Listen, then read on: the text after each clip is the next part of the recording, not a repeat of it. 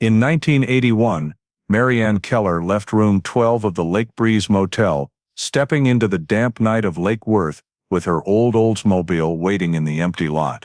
3 hours later, the car appeared at the edge of the lake, still intact, keys still in the ignition, but Marianne was gone. No signs of struggle, no blood, no footprints leading away from the scene. After weeks of fruitless searching, police concluded she may have left voluntarily to avoid the contentious divorce awaiting her. Friends believed she was fleeing Robert Keller. The town of Lake Worth whispered she met a mysterious man near the Bryant Bridge on her final night. Marianne's young son grew up believing his mother had left them for some reason no one knew. Then, in 2025, when the cold case unit revisited old files and unlocked a forgotten cabin with a key found in Robert's house, the seemingly disconnected pieces began to fit together one by one. Inside the cabin, carpet cut in half, industrial chlorine heat-resistant polyester fibers, and Marianne's personal items still lying untouched after more than 4 decades. And it was the interrupted motel tape, where a male voice cuts in right as Marianne tries to call the front desk, that revealed a chilling truth. The night Marianne vanished wasn't the story of a lone woman, but of 2 men who knew exactly how to make a life disappear without a trace. Before we dive deeper into the story, don't forget to subscribe to the channel and hit the bell so you don't miss the latest cases. Twilight settled in, the wind off Lake Worth Lagoon blowing cold and persistent, carrying the brackish scent of still water from the flat lake. The air seemed to thicken with every passing minute, giving the feeling that night was arriving faster than usual. Streetlights along the lake flickered on, their glow cutting through the thin mist to cast a hazy orange halo over the water, making the whole area feel submerged in an artificial fog. Marianne Keller stepped out of room number 12 at the Lake Breeze Motel with the posture of someone trying to steady herself. She wore a light windbreaker, pulled tight around her body, as if to hold in warmth, while her eyes darted back and forth, not clearly from worry, or from a mind torn by something unspoken. Her steps were quick yet hesitant, like someone wanting to move forward, but still held back by something that had dragged on too long. As she crossed the small courtyard, in front of the motel, she paused for a beat, tilting her head up to look at the flickering neon sign that read Lake Breeze.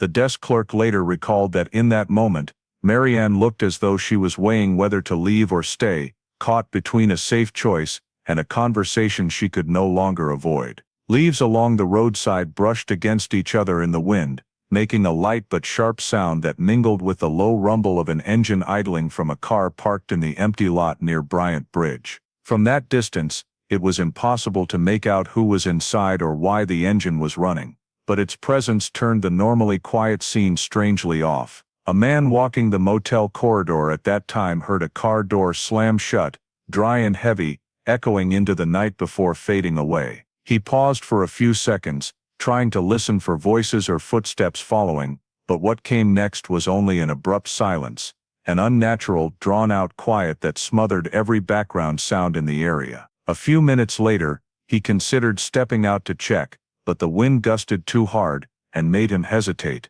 so he went back inside. At the lake's edge, a fisherman who often came out at night saw the silhouette of a woman standing in the beam of a strange car's headlights. He could only make out a tall, slender figure, long hair blowing in the wind, shoulders slightly hunched as if on guard. The headlights washed out all detail, leaving just 2 bright shapes, the figure and the car. The fisherman said he was about to call out to ask if she needed help, but a sudden strong gust rattled the trees along the shore, blocking his view for a few seconds. When he looked again, both the figure and the headlights had vanished, as if they had never been there.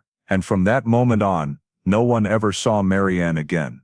The night wore on, and her absence began to become a terrifying void. Loved ones waited, then waited longer, then tried to convince themselves she might have changed her mind, might have stopped somewhere else, might come back any minute. But as each hour passed, that calm frayed like a thin thread. By the time pale dawn crept across the lake, and Marianne still hadn't appeared, their unease was no longer vague.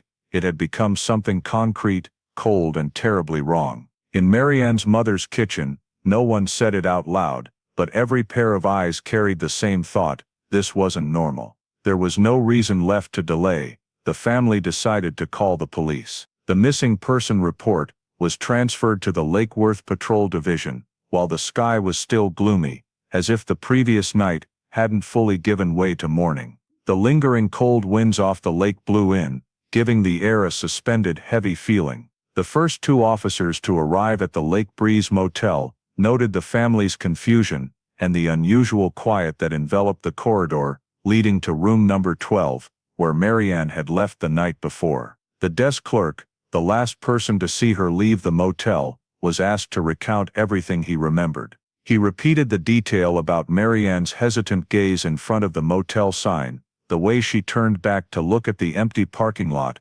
before continuing on like someone forcing herself into a meeting she didn't want. When asked if he had seen anyone else appear nearby, he just shook his head, but his eyes showed he understood this was no longer just a case of guest didn't return to the room like he'd seen before. Police continued working with the man who had heard the car door slam shut the previous night. He recounted that the sound was sharp and dry, not like the gentle closing of someone stepping out to adjust belongings. It sounded like a decisive action, even carrying a tense edge. The man added that after the door slam, he was startled because he heard no further sounds, no footsteps, no engine running, no voices, as if all life in the area had been switched off in an instant. The last witness interviewed was the fisherman. He led police to the exact spot where he had seen the silhouette of a woman standing at the lake's edge in the faint light. He pointed to the gap between two tree trunks, where he had seen the figure of a woman facing headlights. She stood like she was caught between wanting to walk away and having to face something, he described. When police asked why he didn't approach closer, he just shook his head. That wasn't normal. The officers found no clear traces at the lake's edge because the strong winds and mist had erased most marks on the ground. Still, as they expanded the search along the dirt road leading toward Bryant Bridge, one officer bent down to examine the damp ground closely and lightly touched a long indentation. It was a faint tire track, too faint to identify the tire type, but clear enough to show that at least one vehicle had stopped or turned around in this area during the rainy night. The tire track led in the direction of the bridge, where the lights had reflected on the lake the night before. The preliminary report noted 3 factors that raised the severity of the case. The victim left the motel in a state of anxiety, without taking important personal items. Multiple witnesses heard or saw unusual behavior, including a loud car door slam, the silhouette of a woman facing a strange vehicle, and the sudden silence that followed. Faint tire tracks in the deserted lot area, heading toward a place few people visited at night, suggested suspicious activity rather than a voluntary departure. As the officers compiled the statements and scene notes, they began to form an initial picture. This was no longer a missing person case due to a change of plans, personal conflict, or impulsive leaving. Something in that night made every behavior around Marianne abnormal and hard to explain as voluntary. The police chief was briefed on the entire sequence from the earliest hours.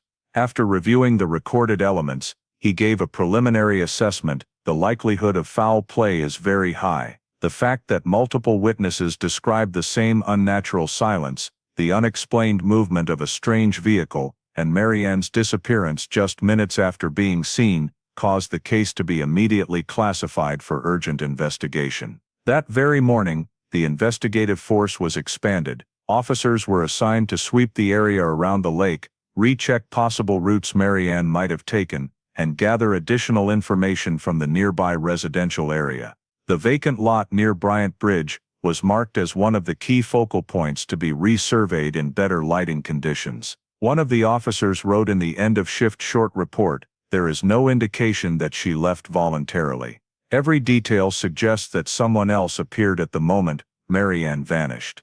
And with that assessment, the case was officially elevated to the highest priority level. That same afternoon, as the investigative team expanded the search area, one member of the Lakeside Patrol team discovered what they had suspected since the morning. Not far from the water's edge of Lake Worth Lagoon, right next to a small turnoff leading into an area few people visited, there was a car parked at an awkward angle, as though someone had stopped in a hurry. It was Marianne Keller's light-colored Oldsmobile. Police immediately cordoned off the area, ordering everything to remain in place and keeping anyone from approaching the vehicle until the crime scene technicians arrived. From a distance, through the newly strung yellow tape, they could already see several anomalies. First was the driver's side door, left slightly ajar and unlocked. This struck the entire group as odd. The night before had been rainy with strong winds. No one would leave a car door open like that, especially in a deserted dark area that was anything but safe. An officer gently pulled the door open,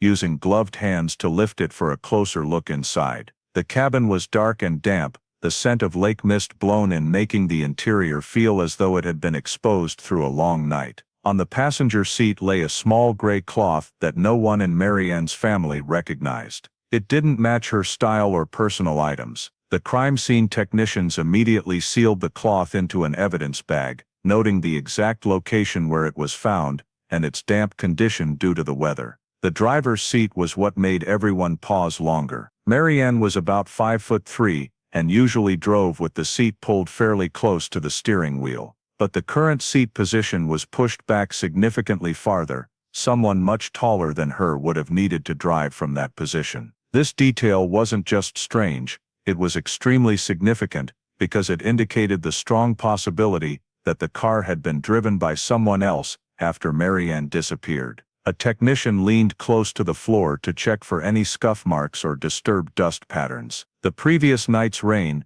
had washed away most of the loose dirt, but that very runoff revealed an unusually clean patch at the base of the driver's seat. The clean streak had the shape of something that had been dragged, pushed or rubbed against right before the rain erased the rest. Nothing could be concluded definitively, but it showed the cabin had seen close interaction around the time of the disappearance. The steering wheel and dashboard surfaces were covered in a thin layer of dust mixed with condensation. One technician spotted a faint white mark on the dashboard, a small arc-shaped area that had been rubbed. The timing of the wipe couldn't be determined, but it didn't match Marianne's habits. She was neat and always kept paper towels in the car to wipe dust regularly and tidily. This odd wiped area appeared only on the driver's side, not at the passenger position. A hasty action, or an attempt to obscure fingerprints. No one said it aloud, but everyone was thinking it. When they examined the ground beside the driver's door, the lead investigator noticed an uneven depression in the soft soil. It wasn't clear enough to identify a specific shape, but it looked as though someone had stood in that spot for longer than usual.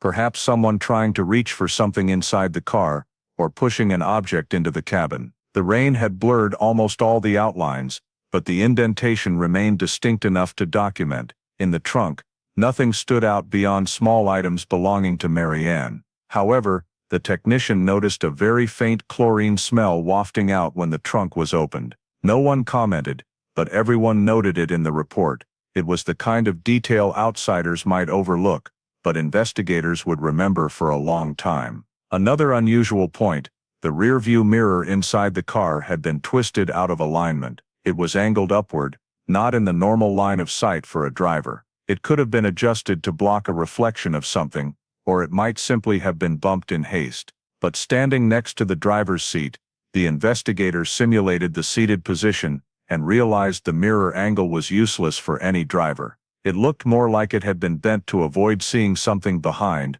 than for actual use. All these small details taken together didn't form a complete picture, but each piece contributed to the overall feeling. The scene was not natural. It wasn't a woman leaving her car in the night and walking away on her own. It also didn't resemble a simple robbery, because the belongings were still there. Everything pointed to someone having been inside the car after Marianne left the motel, and that person had tried to adjust, touch, or alter the position of several details in the cabin, in ways that were hard to explain. When the investigator finally stepped back to take in the full scene, he wrote a short line in his notebook: "Does not fit voluntary behavior. Scene shows signs of adjustment, possible staging." When the crime scene technicians began processing Marianne's car under the tense white glare of the investigation lights, the details that had still been in hazy suspicion that morning now became sharper, as though the car itself was answering each question with its own body. Raindrops still clinging to the metal surface reflected the lights into long streaks.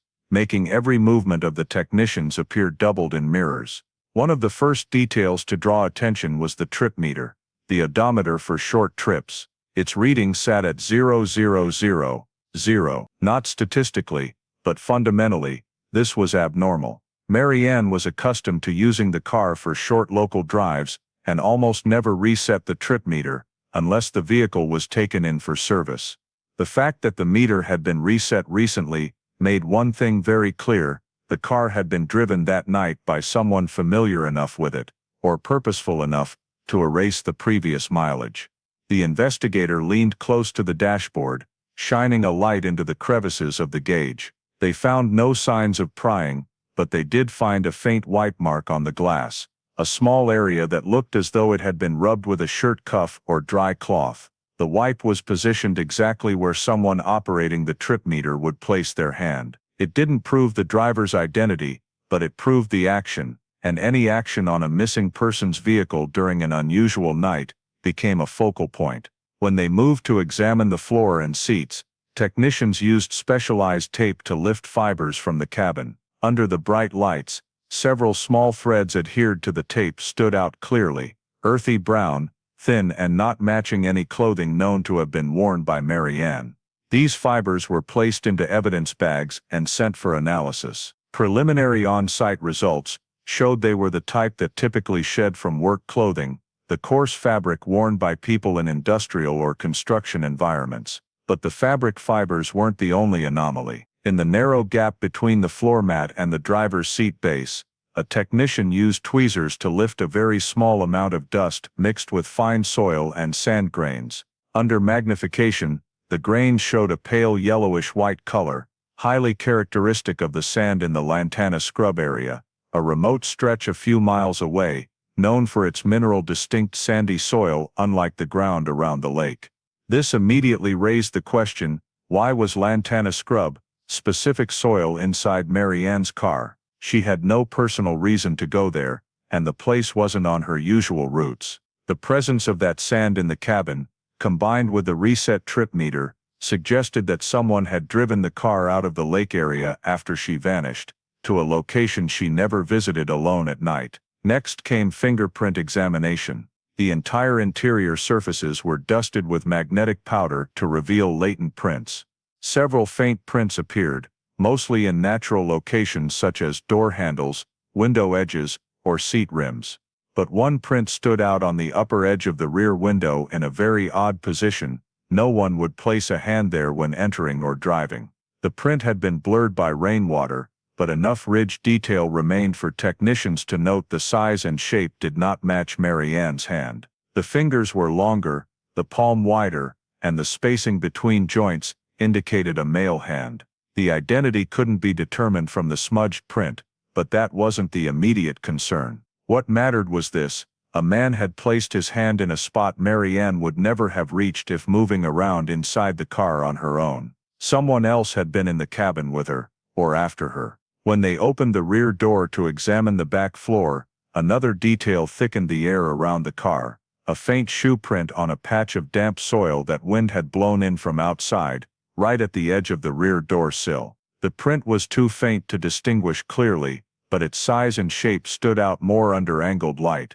Smaller than the shoes of Robert Keller, the ex-husband, whom police had quietly placed under suspicion from the earliest hours. The existence of this second shoe print opened the possibility that the car hadn't been touched by just one stranger. Inside were coarse fibers, Lantana Scrub soil, an unfamiliar male fingerprint, and outside a shoe print that matched neither Robert nor Marianne. Whose it belonged to and exactly when it was made couldn't yet be determined, but its appearance precisely at the rear door edge in soil still soft after the rain caused the technicians to note it with heightened alertness. At the rear seat, a section of carpet had been slightly pulled away from its securing clip, as though someone had slipped a hand underneath or tried to wedge something into the tight space. Nothing distinct remained under the carpet due to rain and moisture, but the slight displacement itself suggested unusual interaction. On the rear armrest base, an arc-shaped water ring showed the car had been opened while light rain was still falling.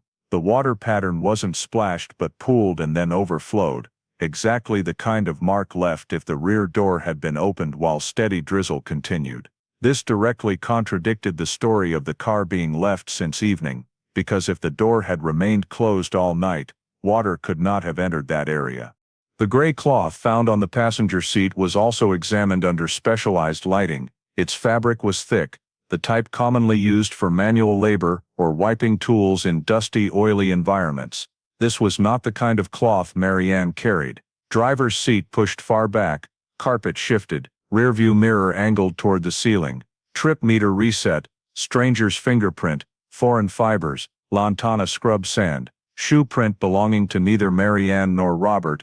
Each small detail fell like fragments from another story, colliding unnaturally with this disappearance. No single detail was enough to conclude anything definitively, but all of them pointed in the same direction. The car had not simply been abandoned, it had been used, adjusted, opened, closed, touched, and possibly staged in some effort, whose purpose could not yet be determined.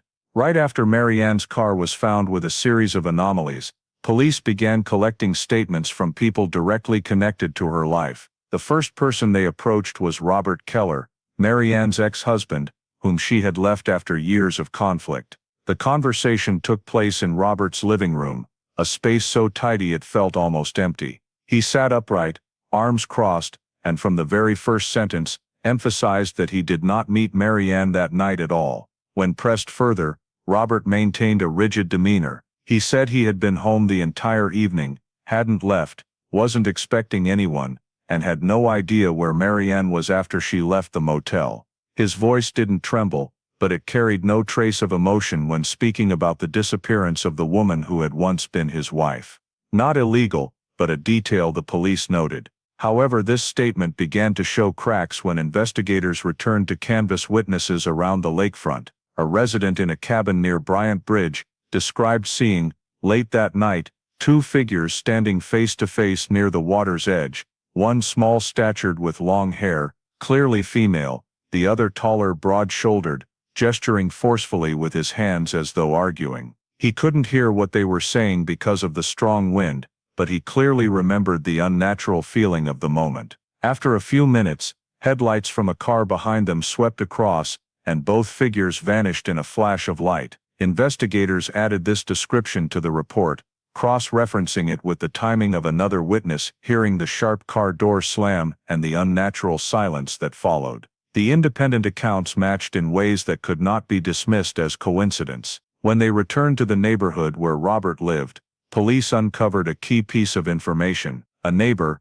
not close to Robert, but attentive to sounds because he owned dogs, reported hearing Robert's car leave the driveway that night, later than the time Robert claimed he had gone to bed. When asked how certain he was, the neighbor replied, "I know the sound of his engine right away. That particular roar belongs to the only car like that in this neighborhood." This detail caught police attention especially. Robert was always described as someone with very regular habits, rarely leaving after 9 p.m. The fact that his car was heard departing at a time that aligned with Marianne's disappearance was a clear contradiction to his statement. When investigators returned and questioned Robert about using the car that night, he answered very quickly that he didn't remember going out. This response, compared to his earlier firm assertion of not leaving the house, caused the entire investigative team to mark him as the primary person of interest, at least regarding behavioral inconsistencies. In the timeline cross-check, 3 points highlighted the implausibility in Robert's account. He insisted he never left the house, but a neighbor heard his car drive away. He said he didn't meet Marianne, but a witness saw two figures near the lake matching his and Marianne's builds. He claimed no involvement with the car, yet the driver's seat position matched someone as tall as he was. Police also considered Robert's habits. He was the type who always pushed the seat far back when driving, due to his significantly greater height compared to Marianne. This matched exactly the seat position found in her car. A seemingly small detail, but in investigations, small details often separate truth from fabrication. In the summary report, investigators noted Robert's demeanor when questioned about Marianne, a lack of concern, no questions about her condition, no requests for more information. Some people might react coldly from shock, but given the prior contradictions, this indifference could not be overlooked. Investigators also aligned the estimated time Marianne's car was likely moved,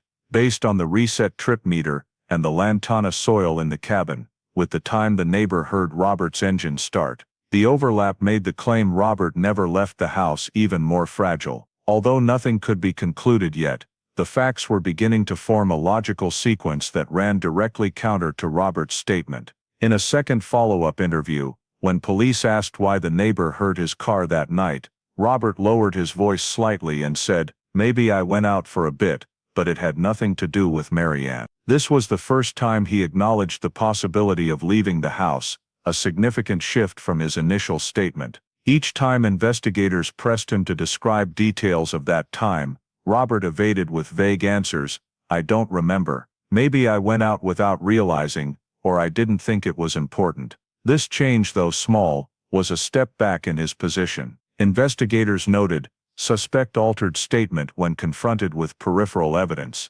The final cross-reference in this section was between the witness description and Robert's physical build.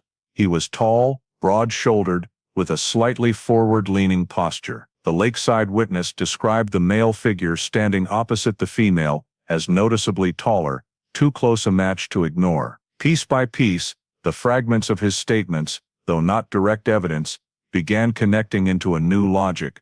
Robert's words were incompatible with what happened the night Marianne vanished. No single event stood on its own, but every event contradicted his account, and in criminal investigations, the harder someone tries to construct a story, the more the gaps become visible. As the inconsistencies in Robert's statements began to surface, the investigative team shifted to examining the legal aspects of his life with Marianne. The civil records team was tasked with retrieving all documents related to their divorce, including protective order filings, counseling notes, and the schedule for child custody dispute hearings. At the Palm Beach County Courthouse, the archivist took some time to locate the file, and when the stack of documents was placed on the investigator's table, the cover alone indicated this was no ordinary divorce. There were multiple external clips, supplemental notes, and emergency motions that Marianne had filed in the roughly 6 months before she disappeared. The first document that made the investigators pause was the petition for a temporary protective order. In it, Marianne described a series of behaviors that made her feel threatened: Robert showing up unannounced at her home, following her to her former workplace, and once blocking her path while she was driving with their daughter. The content did not describe direct violence, but it was sufficient for the judge to grant a protective order valid for 30 days. In the petition, Marianne wrote in a thin but steady hand, "I believe his behavior has the potential to escalate." This note was underlined by her own pen, not by the court. Although she did not detail every incident, the act of filing showed the level of tension had reached a point where she sought legal intervention. When investigators compared this document with Robert's claim of not meeting Marianne, a clear contradiction emerged.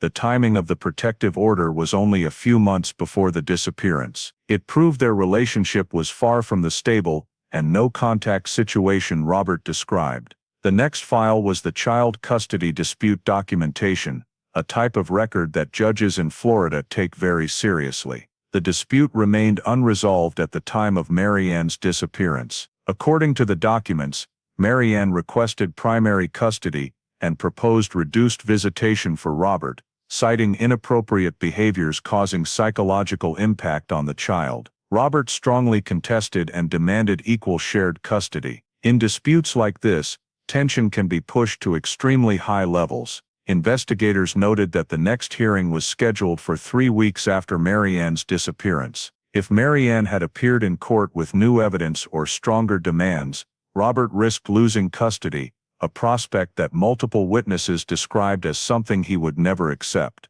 When cross-referencing the civil documents with prior abuse complaint records, the investigative team noticed another anomaly. Several pages were missing. Marianne's original submission to the court, according to the file cover notation, originally included 12 pages. The current version contained only 10. Pages 7 and 9 were absent. There was no explanatory note, no replacement documents, These 2 pages were listed in the table of contents as detailed description of the second incident and victim support consultation report. Missing pages are not unheard of in the legal system, but their absence in the file of a missing person dramatically raised the stakes. Investigators called the victim support office to inquire about copies, but staff there could find no retained record. The only remaining information was the brief description in the file index. Marianne had presented evidence of escalating threatening behavior between her and Robert. When police questioned Robert about this in the next interview, he appeared surprised and said he didn't know Marianne filed so many motions. However, investigators noted that Robert answered very quickly, almost interrupting the question, in a clear reflex of avoidance. This was recorded in the notes without further analysis. At the law office where Marianne had received legal counseling, a young attorney stated that Marianne had come in twice during the final month before her disappearance. She expressed worry that Robert would not accept the court's decision if custody was awarded primarily to her. No recordings or specific notes from the consultations remained, but the attorney's account helped the investigative team reconstruct Marianne's psychological state. She felt threatened, unstable, and was preparing for a critical hearing. While processing the divorce file, investigators also noticed another detail. A photocopy of the protective order showed signs of being copied multiple times, with faint ink and blurring in the sections where Marianne listed the behaviors. This made it difficult to determine whether the original had been altered.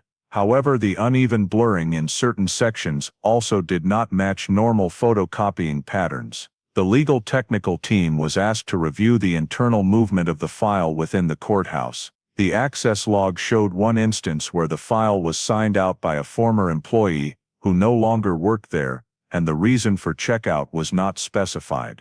The status was marked as file borrowed for the day, but no information indicated when or if it was returned. This was an administrative error, but it coincided with the period when the documents went missing. Investigators compiled all this information into a separate subsection, possibility of interference with legal documents. There was no evidence pointing to who might have interfered, but because the documents directly related to the conflict between Marianne and Robert, the investigative team viewed this as a critical avenue. When stringing together the facts, protective order, child custody dispute, missing abuse documentation, unexplained file checkout, along with the contradictions in Robert's statements, the motive in Marianne's disappearance began to take clear shape. When the investigators had gathered enough data from the scene, the car became the focal point for tracing back what had happened during the time Marianne disappeared. The fact that the trip meter had been reset showed the car had been driven that night, but to determine the specific distance, they had to rely on the remaining fuel in the tank and Marianne's daily vehicle usage records.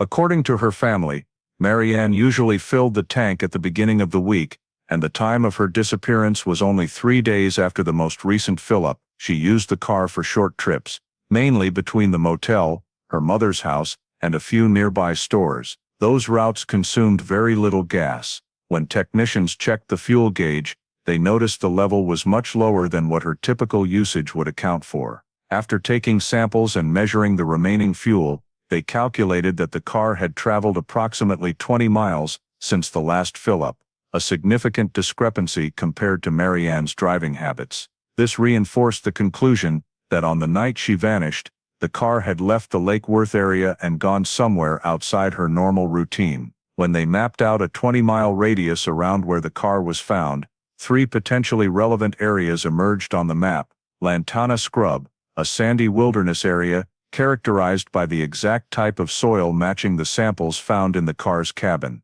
the abandoned boat dock south of Bryant Bridge, a place few people visited, usually deserted at night; the old Lantana Industrial Yard, an area of abandoned warehouses left empty after businesses moved out more than 10 years earlier. Each location had its own characteristics, but the clearest match was Lantana Scrub, where the pale yellowish-white sand was highly distinctive. This was also the area that had raised the most suspicion from the moment technicians discovered those sand grains in Marianne's car. The investigative team split into 2 groups for sweeps.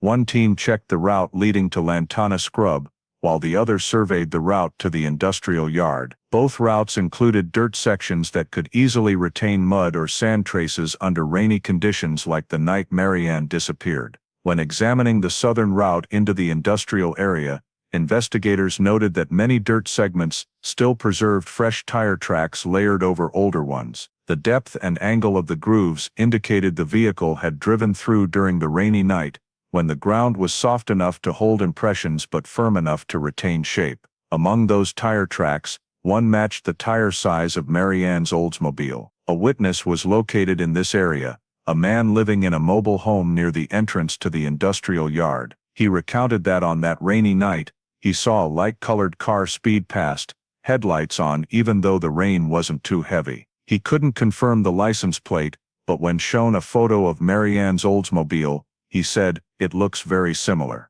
The color is exactly like that." When asked if he saw anyone in the car, he shook his head, saying only that the car was moving too fast for him to see clearly. Investigators paid particular attention to the speed detail. Marianne was known to be careful when driving, especially on slippery dirt roads. A witness describing the car speeding through, headlights sweeping across the wasteland, as if indifferent to the road conditions, strengthened the possibility that the driver was not Marianne. Meanwhile, the team checking Lantana Scrub noted similar signs. Along the access path there were freshly disturbed patches of soil, not deep, but enough to indicate a vehicle may have passed through. The exact timing couldn't be pinpointed, but the coincidence between the soil sample in the car and the source soil in the scrub made this area stand out more. At the entrance to the scrub, there was a stretch where tires would kick sand up onto the lower edge of the car doors when driven through.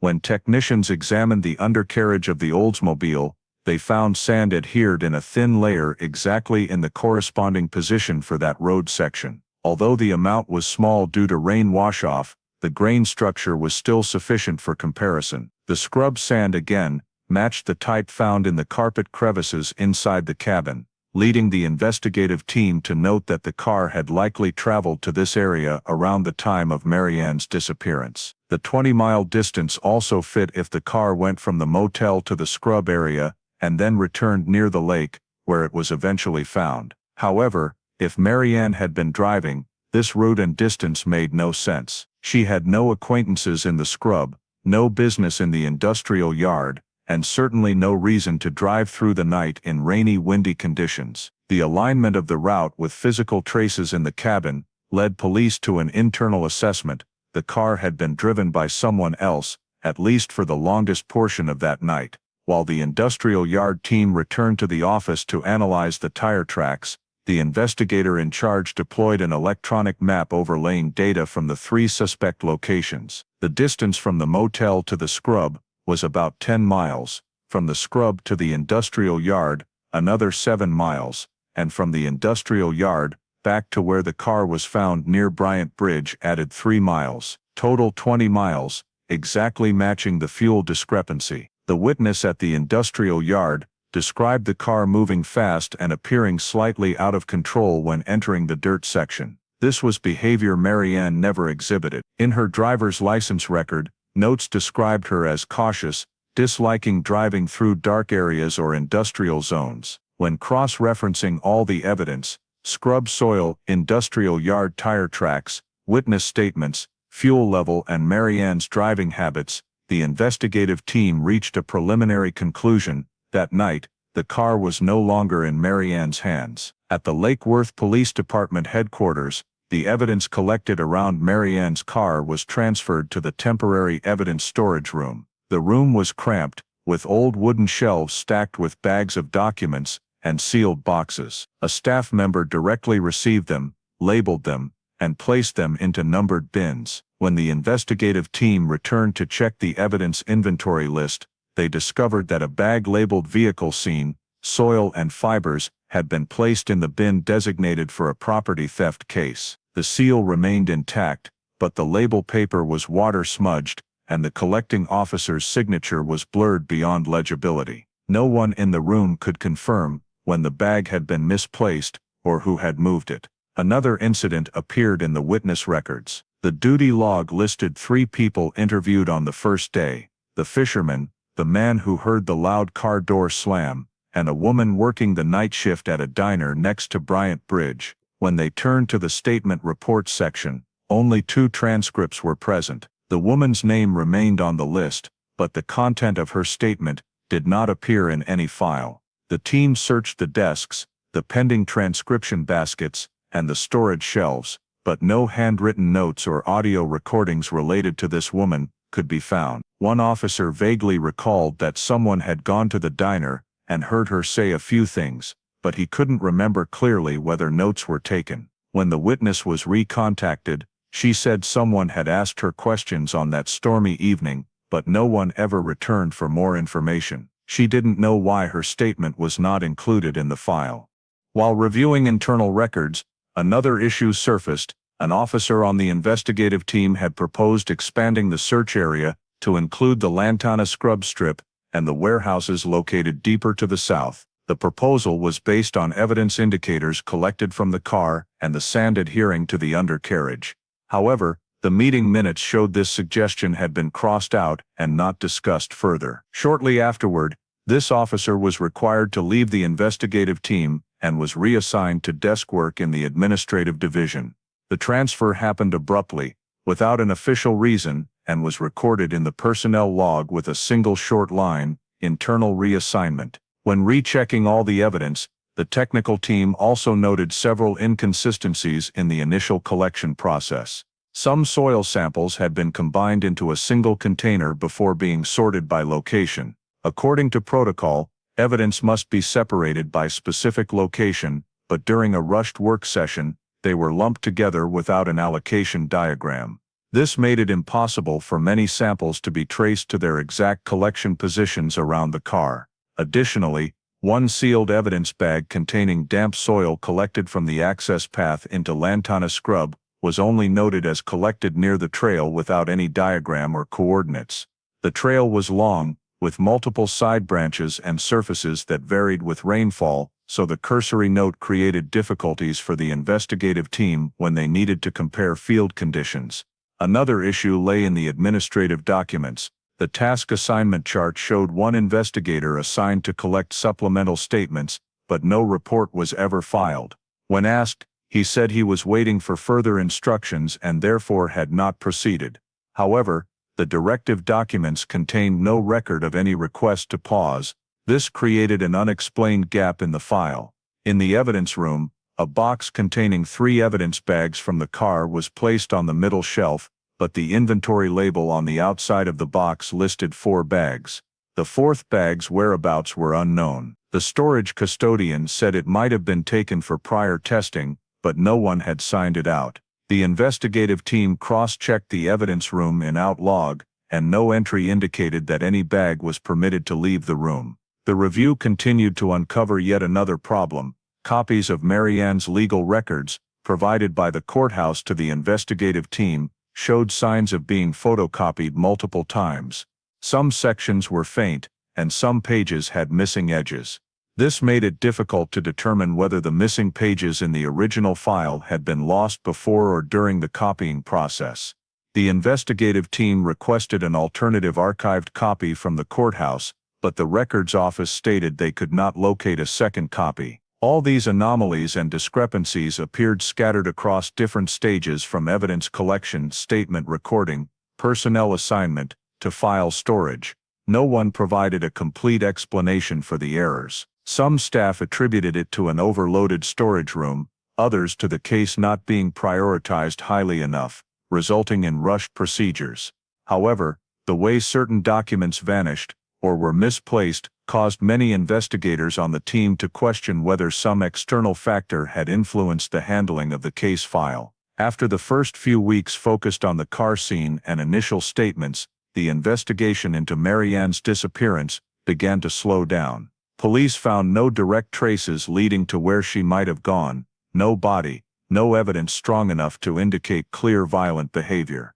Every line of inquiry circled back to the same point: a lack of grounds to determine the nature of the incident, accident, voluntary departure or crime. The absence of a body placed significant legal limitations on the investigative team. To expand the search into areas outside the city, search warrants or access orders to private property required solid probable cause. What had been gathered from the car only showed signs of anomaly, not a clear conclusion of criminal activity. As a result, every proposal to broaden the search was held back on the grounds that it did not meet legal requirements. Forensic analysis technology of that era offered little help. The sand grains, soil, fibers or faint fingerprints in the car cabin could not be deeply matched to determine origin or individuals involved. The crime lab could only conclude that those signs did not match the victim's habits and lifestyle characteristics, with nothing further to provide specific identification. There was no DNA, no statewide fingerprint comparison database, no precise mineral analysis technique to trace travel routes. Some investigators believed Robert Keller still needed close scrutiny, but the legal file did not provide sufficient grounds to keep him on the official suspect list.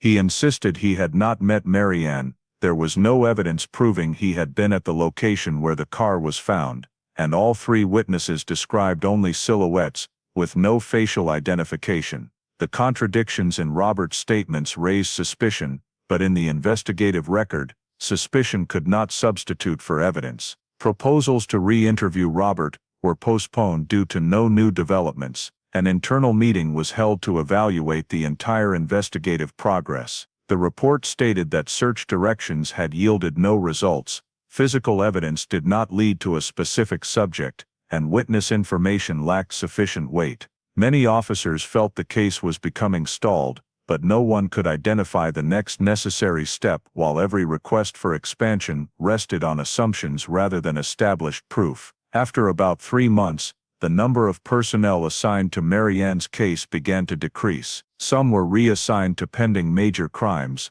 others returned to patrol duties. Marianne's file gradually moved to the lower part of the storage shelf, alongside other cases lacking sufficient basis for prosecution. The investigation remained open, but no longer had anyone following it daily, as in the beginning. Searches at Lantana Scrub and the industrial yard, though proposed by a few officers, were not carried out due to the lack of warrants and failure to meet the criterion of likely to discover direct evidence. The area around the lake also produced no new information. Follow-up calls with witnesses were conducted, but yielded no additional details that could open new paths. As time passed, witness memories faded. Those who had heard sounds or seen figures on the night Marianne vanished were no longer absolutely certain about what they remembered. When re-interviewed months later, they repeated their initial statements without adding anything new. Some witnesses said the scene that night resembled many other rainy evenings,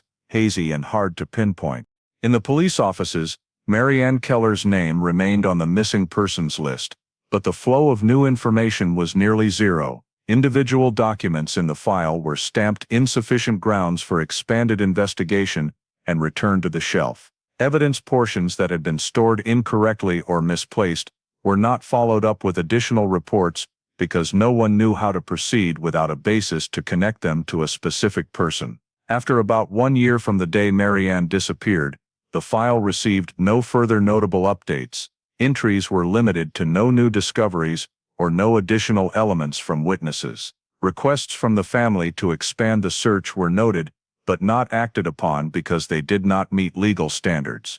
In the Lake Worth Police Department's filing system, missing persons cases without clear signs of crime were typically kept open without a dedicated team for regular follow-up. Marianne's file was placed in this category. No one declared the case closed, but no one continued active investigation either. The early pages of the file still clearly recorded the date the car was found, the scene report, and the initial witness list. The later pages gradually thinned out, consisting only of reports stating no new developments. When the second year passed, that list stopped completely. With no evidence, no body, no new witnesses, and no advanced techniques to delve deeper into the remaining material samples, Marianne Keller's case slowly slipped to the side within the system. No official announcement, no concluding meeting. From that point onward, the file marked M. Keller, missing person, 1981, received no further updates. In 1992, more than 10 years after Marianne Keller's file was placed on the storage shelf, with no further developments, the Lake Worth Police Department received a pale yellow envelope with no return address. The envelope had been dropped into the mailbox the night before. The postmark did not show a location, only the time stamp. The recipient was simply written, Lake Worth Police Department, Criminal Files. The letter was not sent through regular mail, but placed directly into the building's mail slot. The administrative office forwarded the envelope to the record storage section because no specific case could be identified as the target. When the envelope was opened, the duty staff member found inside only a single sheet of plain white paper, folded in half. The paper had no letterhead, no logo, and no accompanying documents. On it was one line written in black ink, slightly slanted handwriting, not overly neat but consistent. The person who drove the car to the lake was not Marianne. No greeting, no explanation, no other words at all. At the bottom of the page was a small horizontal mark, possibly the writer's habit of stopping the pen. The records clerk brought the paper to the command office to determine which case the content referred to. When checking missing persons cases from the previous decade, the statement immediately linked to Marianne Keller's file, because it was one of the rare cases where the car was found under unusual circumstances near the lake area. Marianne's car had been left near the water, door open, driver's seat adjusted incorrectly, evidence in disarray, and everything reported at the time suggested that someone else may have driven the vehicle. When a photocopy of the letter was attached to the file, the on-duty team reread the old reports line by line. Although there was no clear evidence, the assessment that the driver was not Marianne had been mentioned by a few investigators in internal meetings, but never entered into the official record. The letter restated it in a single, unexplained assertion. The letter was forwarded to a lieutenant experienced in handling unsolved cases. He examined the paper under desk light, then passed it to the handwriting analysis section for comparison with old documents. Technology in 1992 did not allow deep analysis, but at least manual comparison could be done with handwriting samples from people who had written reports or notes related to the case. In the old file cabinet, there was a set of internal memo notes from 1981 by a former detective who had been involved in the early days of the Marianne investigation. This person had been transferred out of the investigative team just a few weeks after proposing to expand the search. His memo notes included handwritten lines listing notable areas: scrub, industrial yard, boat dock. The writing was slanted, with a slight curve at the end of lines. When the letter was placed next to the old memo, the two handwriting styles looked very similar: comparable slant, similar curvature in the letters G and Y, similar weight in the downstrokes. The analysis section did not issue an official conclusion, but noted that there is a noteworthy degree of similarity between the handwriting in the letter and that of the detective who participated in the Marianne file. This detective had left the police department in the mid-80s. When personnel records were checked, no updated contact address was on file. No one knew where he was, and there was no way to verify whether he had sent the letter. The archived record only stated, "Transferred to administrative division, later requested resignation." No reason was recorded in the supervisor's comments section. The letter became the first document in over a decade to reference the Marianne case again. No signature, no sign of coercion, no threat or demand attached, just a single assertion, yet it struck precisely at the weak point of the file: the lack of evidence confirming who drove Marianne's car on the night she disappeared. When mid-level officers reviewed the content, one question was raised: why send this letter in 1992, and not in 1981? If the writer knew something, why not report it from the beginning? And if they had once been part of the investigative force, what made them send an anonymous letter instead of reaching out directly? The questions went unanswered, but the letter's content prompted investigators to revisit the old file group, especially the errors related to evidence handling, missing statements, and personnel reassignments. A copy of the letter was clipped into Marianne's file cover with a short note, "Unidentified source, for attention." The letter's statement that the person who drove the car was not Marianne did not provide new information in the form of evidence, but it revived doubts that had appeared in scattered reports. the driver's seat pushed far back, unfamiliar fibers, male fingerprint on the rear window, sand from lantana scrub, and the witness who saw two figures arguing near the lake. All of these lay scattered throughout the file, but the letter gave readers the feeling that the writer was aware of those details. The records management section placed the letter in the supplemental information folder and stamped it with the date of receipt. No reopening of the investigation was documented because the letter did not meet the standard for evidence or legal grounds for any action. Nevertheless, in a file that had remained silent for more than 10 years, this was the first document not generated by the police. In a small internal meeting, a young officer said the letter sounded like it came from someone who had read the file more closely than an outsider. Another replied simply, "If someone wants to stay anonymous, it means they don't want to be questioned." The discussion stopped there, with no further comments. The letter did not change the status of the file, but it remained in the folder, clipped right after the car scene report.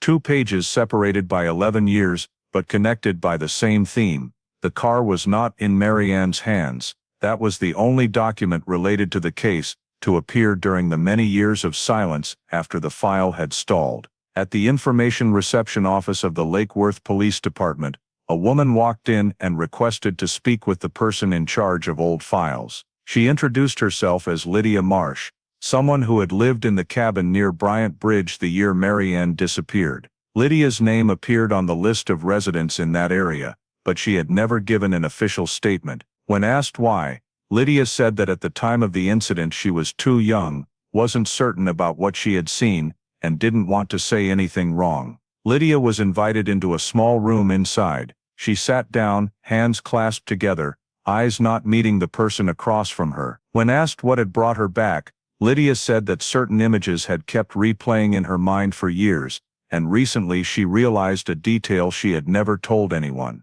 She wanted to provide the information because she believed that detail might be relevant to Marianne's case. She began recounting that on that rainy evening, while cleaning the small kitchen in her home, she heard a car slowing down near the approach to Bryant Bridge. She didn't look out the window right away because she thought it was just a vehicle looking for a place to turn around, something that happened often in the quiet area. But the sounds that followed caught her attention, the voices of 2 people speaking to each other, intermittent and not loud enough to hear clearly, but enough for her to sense tension in the way they were exchanging words. She parted the curtain slightly and looked out at the yard outside. From her position, Lydia couldn't see faces, only 2 figures standing near the lake's edge. One had a small build, long hair, clearly female in shape. The other was taller, broad-shouldered, moving his arms forcefully and decisively. She couldn't confirm they were arguing, but the way the taller one leaned toward the other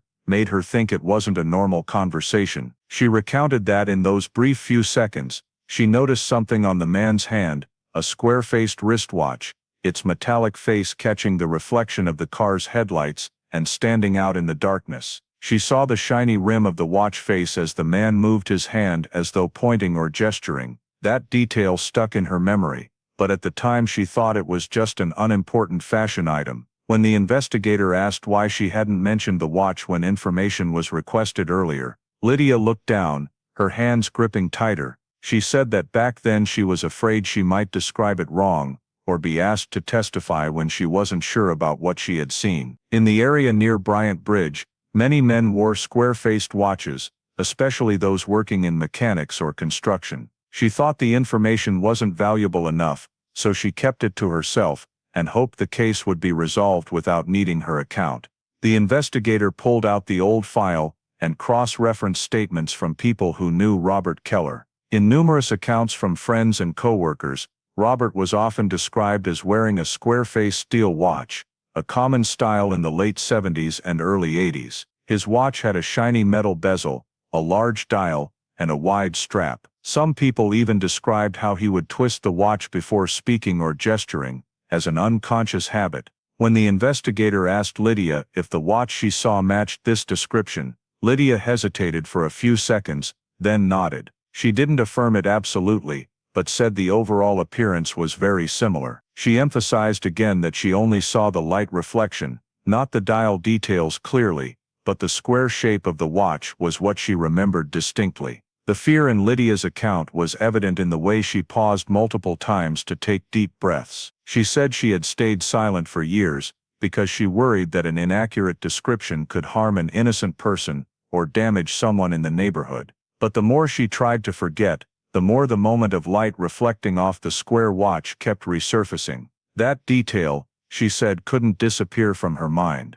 When asked further, Lydia said her mother had once advised her not to get involved in adult matters, so she said nothing. But over time, the memory of the man with the square watch standing opposite a woman at the lake's edge resurfaced every time she passed the Bryant Bridge area. She believed now was the right time to speak up. In the internal file on Robert, the square-faced watch was one of the most recognizable accessories he frequently wore. A photograph taken of him at his former workplace clearly showed this watch on his left wrist. When the investigator placed the photo on the table, Lydia stared at it intently for a few seconds and said the style was quite similar to what reflected the light that night.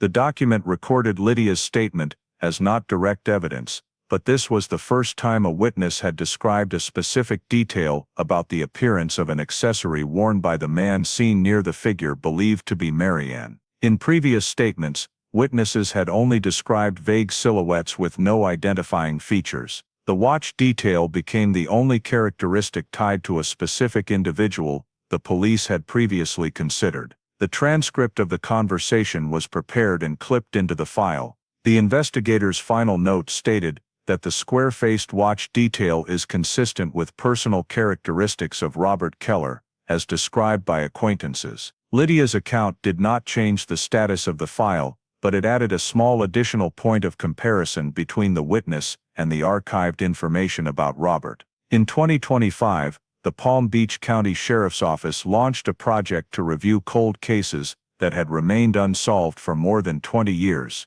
Marianne Keller's file was placed in the priority group because it still had preserved physical evidence and numerous scattered reports containing details that had never been analyzed with modern technology. The cold case unit took possession of the thick file and began recategorizing items that could be re-evaluated: soil samples, fibers, faint fingerprints on glass, test tubes containing residues from the car cabin, and photographs taken at the scene in 1981. The chlorine sample, which had been noted in the original scene report as a light chemical odor when the trunk was opened, was designated as one of the top priorities. Chemical surface analysis technology in 1981 lacked the detail needed to identify the specific chlorine-based compound. Technicians at the time had only provided a sensory description, with no compositional breakdown. The cold case unit retrieved samples from the evidence bag containing the car carpet and soiled fabric patches still stored in an inert gas preservation vault. The evidence was inserted into a molecular spectroscopy instrument. The results displayed graphs far sharper than any previous technique. The analysis revealed a stable organic chlorine compound commonly found in industrial cleaning agents used to degrease metal surfaces contaminated with oil or iron filings. This compound was not a household variety, absent from common bleach or general cleaning solutions. The analysis report noted a low but persistent concentration, consistent with long-term damp exposure and heavy rainfall inside the car cabin. More importantly, this chlorine type had an identifier linked to metalworking facilities in Florida during the 70s and 80s. The cold case unit cross-referenced a list of locations that used this chemical in the Lake Worth area during the decade Marianne disappeared.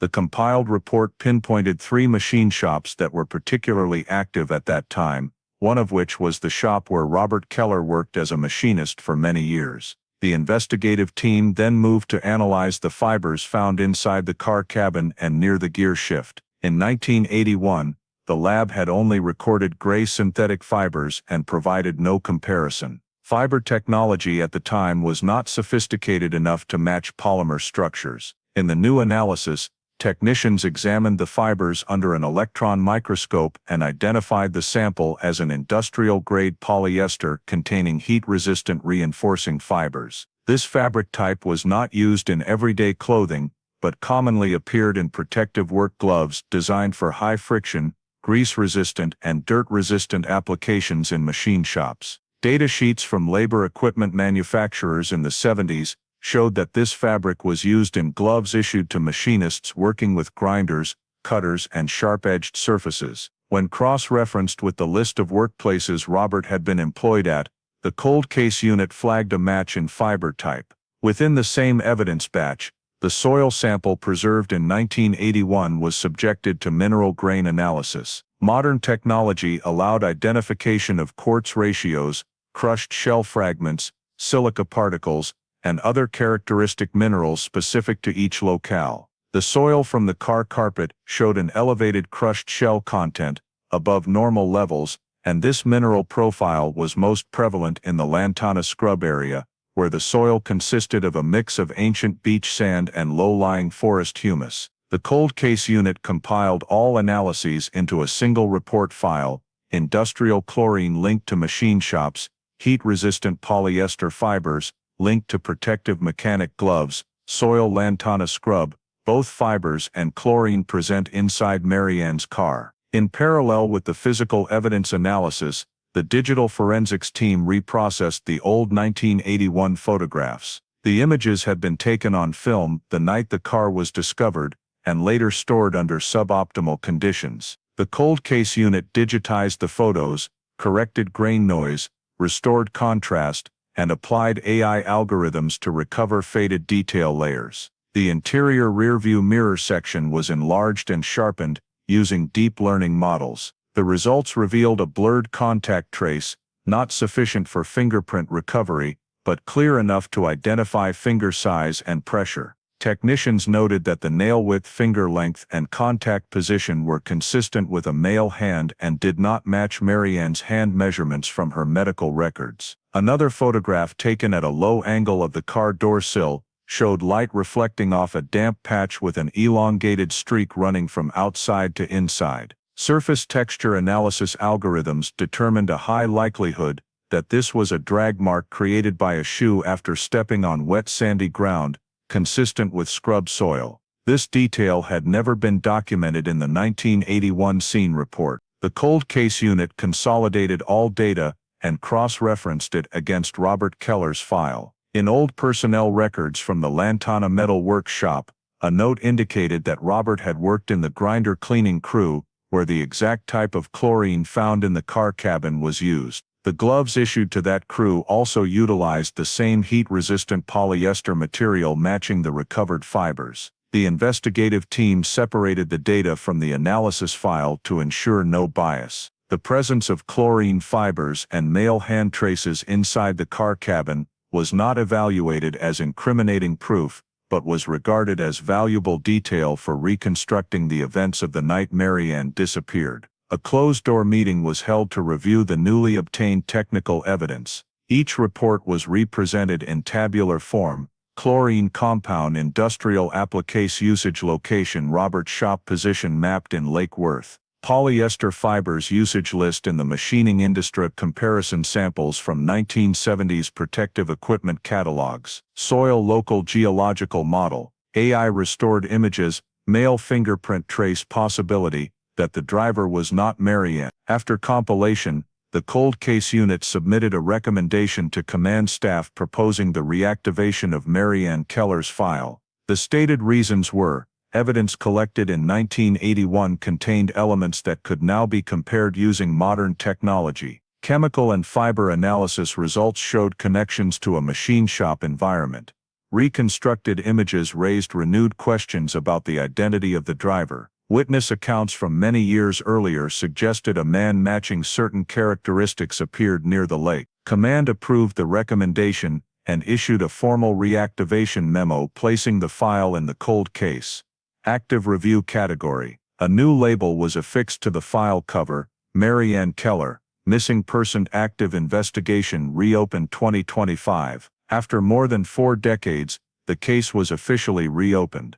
After the file was reactivated, the cold case unit compiled a list of locations that might hold items related to Marianne's case. Among them, the garage behind Robert Keller's former residence was marked as a priority because numerous personnel records from the machine shop indicated that Robert frequently brought tools and supplies home during his early years of employment. A search warrant was issued based on the results of the chlorine analysis, heat-resistant polyester fibers, and data from witness files. The garage was detached from the main house, with an old tin roof, a lightly rusted roll-up door, and a concrete floor covered in many dried oil stains. When the investigative team opened the door, a distinct smell of metal and machine oil rose sharply. The interior space was crammed with metal shelves, wooden crates, mechanical tools, paint cans, and unlabeled storage bins.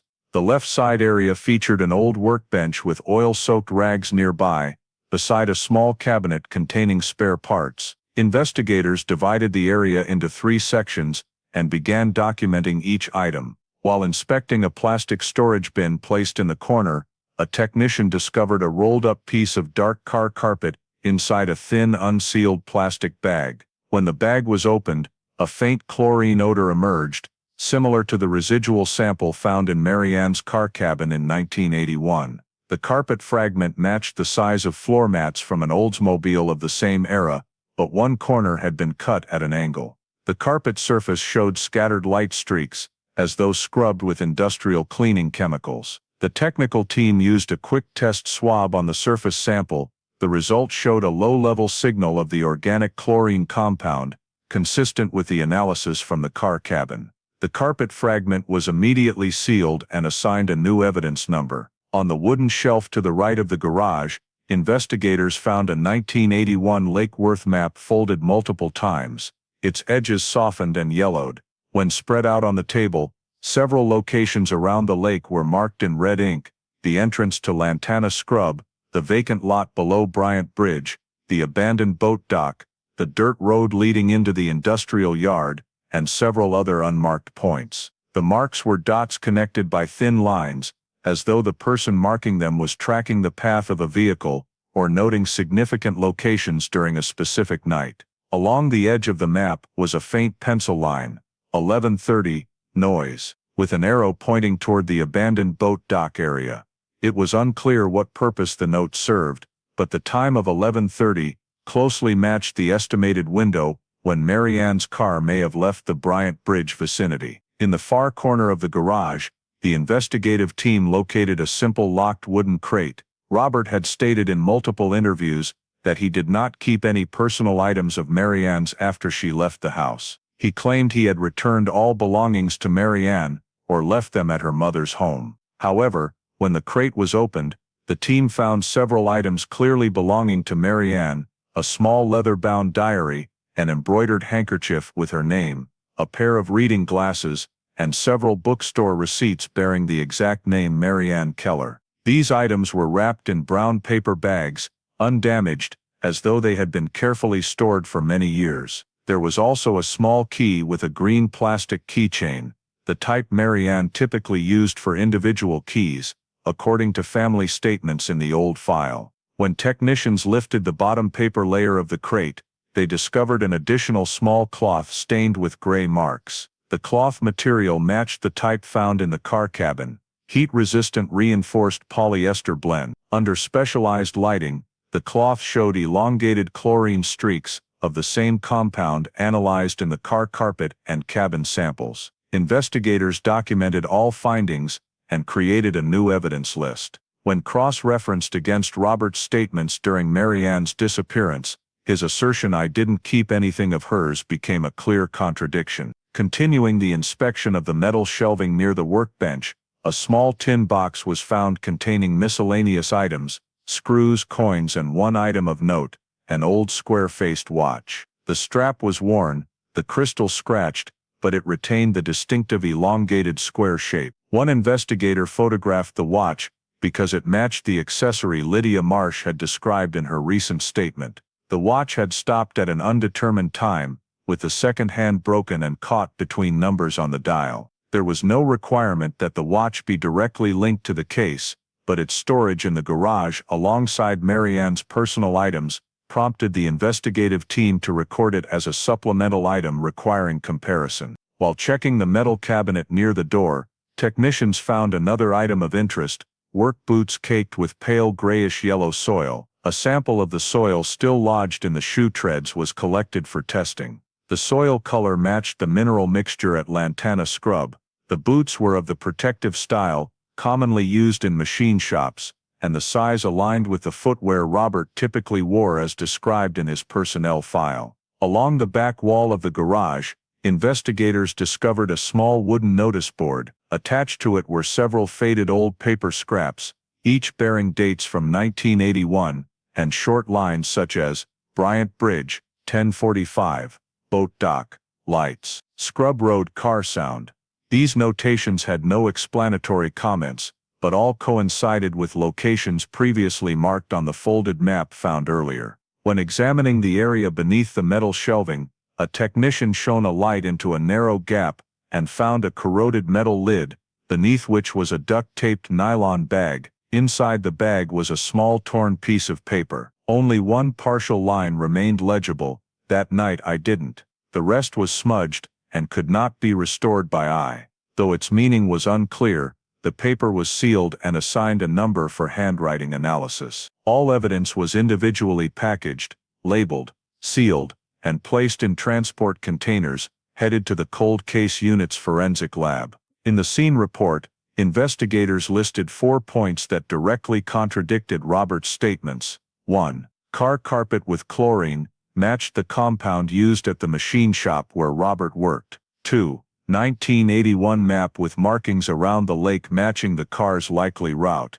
3. Crate containing Marianne's personal items, contradicting the claim "I didn't keep anything of Marianne's." 4. Square-faced watch accessory matching the witness description. The discoveries in the garage did not definitively establish the sequence of events in the disappearance, but all of them clarified contradictions in Robert's accounts and pushed the file toward the need for deeper analysis. After the evidence was seized from Robert's garage, the cold case unit expanded the scope of review to Robert's financial records from the year Marianne disappeared. In the summary report from First Palm Savings Bank, a series of unusual transactions stood out clearly when compared to the preceding months. The statement showed a large cash withdrawal made 2 days before Marianne vanished. The amount far exceeded Robert's typical withdrawals. Normally, he only withdrew small amounts weekly for personal expenses, but this withdrawal was many times larger than his average spending. When the financial analysis team examined his spending history, no major purchases appeared immediately after the transaction, no electronics, no construction materials, no car payments, and no household service charges. The withdrawn cash disappeared from the transaction flow, as if it never re-entered the banking system. The question arose, what was the money used for? The financial report continued to show a special payment made on the exact night Marianne disappeared. This was a credit card transaction described as service fee, Palm County Towing and Recovery. This company had operated in the area near Lantana Industrial Yard, about 3 miles as the crow flies from where Marianne's car was found. Tax records in Palm Beach County showed the towing company registered under Elliot Granger,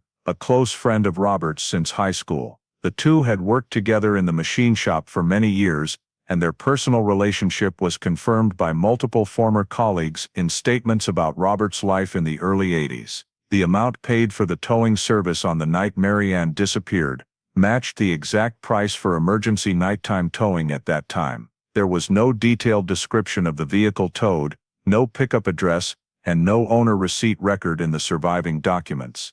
A single company ledger entry from 1981 recorded a cash receipt the following day, with a faint line, night tow, private, lake area. No customer name, no license plate, no route. The information was too sparse to identify the towed vehicle. When the cold case unit attempted further verification, they discovered that Palm County Towing and Recovery had closed in 1984. The business dissolution record cited the reason as ceased operations, but the Business Registration Department stated the company was suspended for failing to file required documents and report taxes for 2 consecutive years. Some former employees had been questioned in other civil disputes in the early 80s, but none remained living in the Palm Beach area. Old records showed the towing company's operations lacked transparency. Many entries were incomplete, some ledgers could not be reconciled with invoices, and vehicle towing details were not properly archived per regulations. From 1982 to 1984,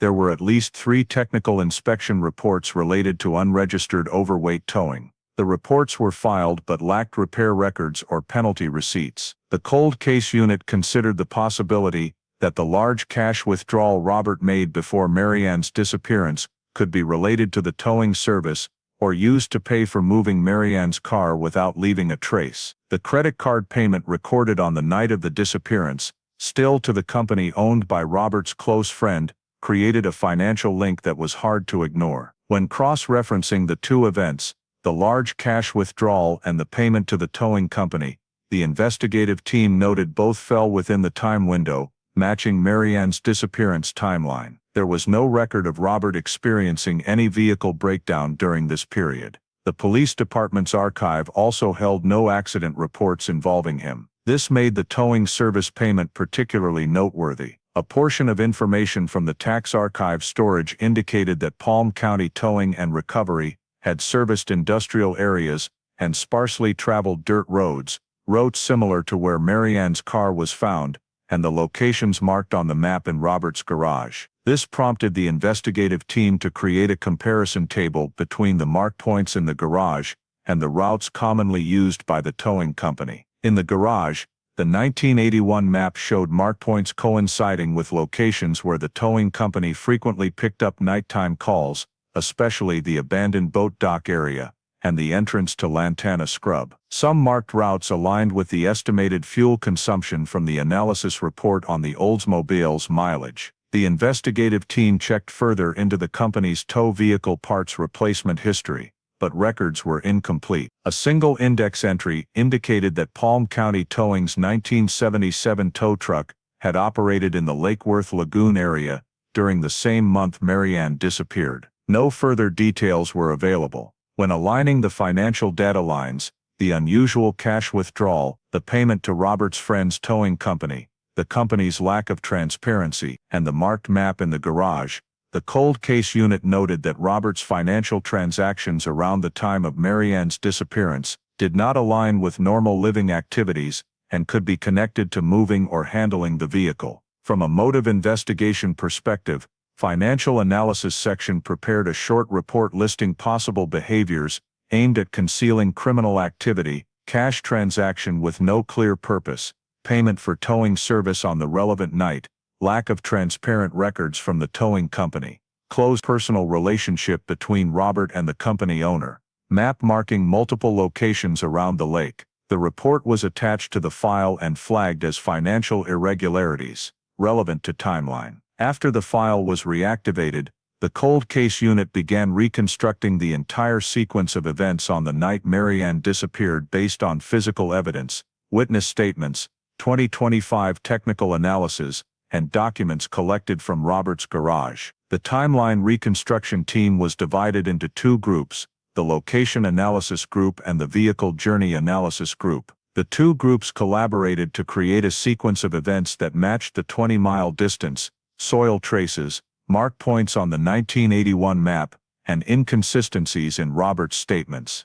Starting point: Lake Breeze Motel. Based on the motel checkout log and the desk clerk's statement, Marianne left the motel around 9 p.m. Although there were no cameras at the time, the motel's desk phone tape recording, an old reel-to-reel device, captured an incomplete call right at the time Marianne left her room. The 1981 recording had previously been deemed unclear and overlooked. When restored using 2025 audio processing technology, noise was separated from the original sound. The segment lasted less than 8 seconds, Marianne's voice saying "I'm," a brief thud, like the microphone being hit hard. A very faint male voice in the background, not clear enough to identify, but sufficient to confirm it was not Marianne, followed by a soft drop sound. Then the call disconnected. This recording became the first timeline anchor. Marianne was interrupted while speaking to the front desk. The male voice cutting in at that exact moment reinforced suspicion that she did not leave the motel alone. Journey from the motel to the lake area, based on an average speed of 25 to 35 miles per hour, in light rain conditions that night. The car left the motel and reached the area near Bryant Bridge in about 7 to 10 minutes. Witness Lydia Marsh described seeing two figures near the lake's edge during the time she was cleaning the kitchen, corresponding to around 9:15 p.m. The second shoe print discovered in the 2025 scene analysis, and the mud drag marks on the car door sill, did not match Marianne's foot size, supporting the hypothesis that Marianne either exited the car with another person or was forced out. The cold case unit reconstructed the route using the marked map found in Robert's garage. A thin line connected from the motel to Bryant Bridge, then curved down to the abandoned boat dock to the south. The marked path aligned with the area where scrub soil traces were found in the car carpet. Stop at the lake's edge. Argument moment. Witness Lydia described light reflecting off a square-faced watch, consistent with the accessory Robert commonly wore. The cold case unit incorporated into the timeline. The car stopped at the lake's edge. An argument or confrontation took place. Male fingerprint on the rearview mirror, driver's seat pushed back, heat-resistant polyester fibers, possibly shed from mechanic gloves, if the man touched the cabin interior. Light rain conditions left the lake area ground damp, creating small indentations. Soil samples from the car carpet matched this location. From the lake area to Lantana scrub fuel level analysis showed the car continued approximately 10 miles farther. The only route matching this distance was the dirt road leading from the lake area to Lantana scrub. Investigators simulated the vehicle's journey using modern GPS data, applying 20 to 25 miles per hour speeds for the slippery dirt road.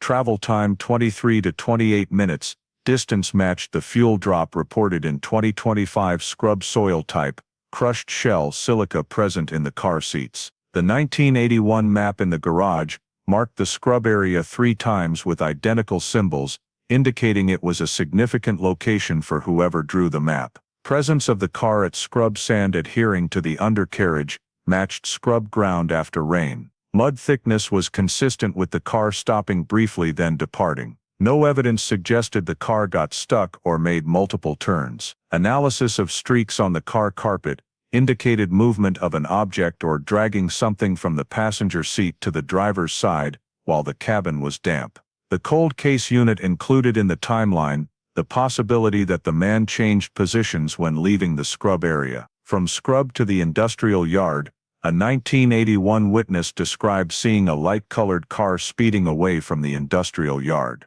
Combined with fuel consumption and the garage map, the scrub to industrial yard route was about 7 miles under rainy conditions. The investigative team modeled the movement, left scrub at low speed due to poor road, accelerated on the main road, arrived at the industrial yard around 10 p.m. At the industrial yard, old tire tracks compared in the 2025 report showed tread patterns compatible with Marianne's car. This was based on AI-restored old scene photographs. Towing service connection in the financial analysis, Robert made a payment to his friend's towing company exactly during the night Marianne disappeared. When piecing the facts together, the cold case unit incorporated into the timeline the assumption the car was taken to the industrial yard, a towing service was called, the car was towed out of the industrial yard and returned near the lake where it was found. This aligned with the remaining fuel in the car, as the vehicle did not travel the entire distance under its own power.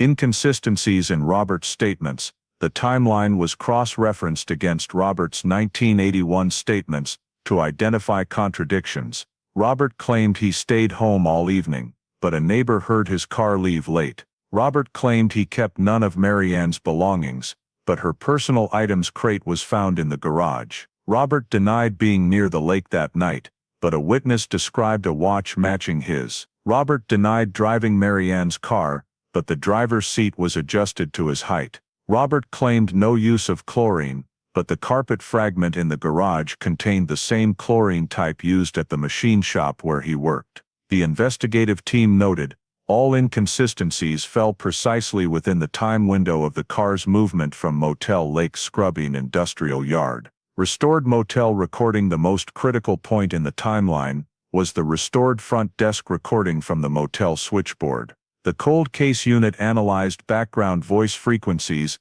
and identified characteristics of an adult male voice speaking softly, not echo or noise. When combined with Marianne's voice interrupted, the loud car door slam heard by a witness, presence of at least 2 people at the lake, male fingerprint on the rearview mirror. The argument for the timeline gained strong support. The investigative team entered into the timeline report. The male voice appearing in the recording is highly likely the same person who later drove the victim's car. The cold case unit finalized the timeline with the following key points. 1. Marianne left the motel approximately 9 p.m. 2. Call interrupted. Male voice appeared. 3. Car reached Bryant Bridge, approximately 9:10, 9:15 p.m. 4. 2 figures appeared near the lake's edge. 5. Car left the lake headed to Lantana Scrub. 6. Car stopped briefly at Scrub. 7. Car continued to the industrial yard. 8. Towing service paid during this window. 9.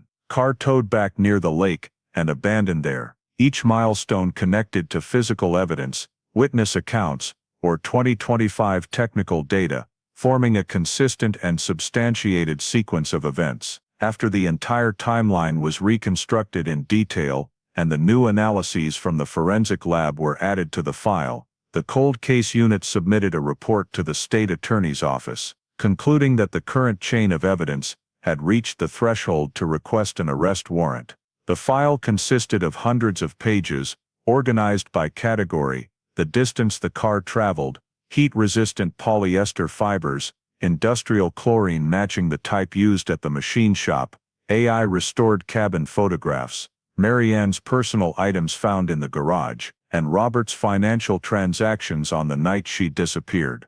Each document formed a link in a chain that, when connected, created a logical and consistent structure sufficient to convince the prosecution to file charges. The state attorney reviewed the file for hours, flipping through every page of documents, and even revisiting the 1981 scene reports for cross-reference. He spoke little, only highlighting certain sections in red ink before signing the request to issue an arrest warrant for Robert Keller. The moment the ink slanted down at the end of his signature, the case that had seemed buried in old files entered the formal stage of prosecution. Robert was charged with 3 serious offenses: kidnapping Marianne, murdering her even though her body had not been found, and tampering with the scene to conceal the crime. Robert's current residence was in Deerfield Beach, a single-story house with a small front yard, completely separate from the neighborhood where he had lived before. An arrest team was deployed at dawn, when the likelihood of him leaving the house was lowest. The morning air was still lightly cold,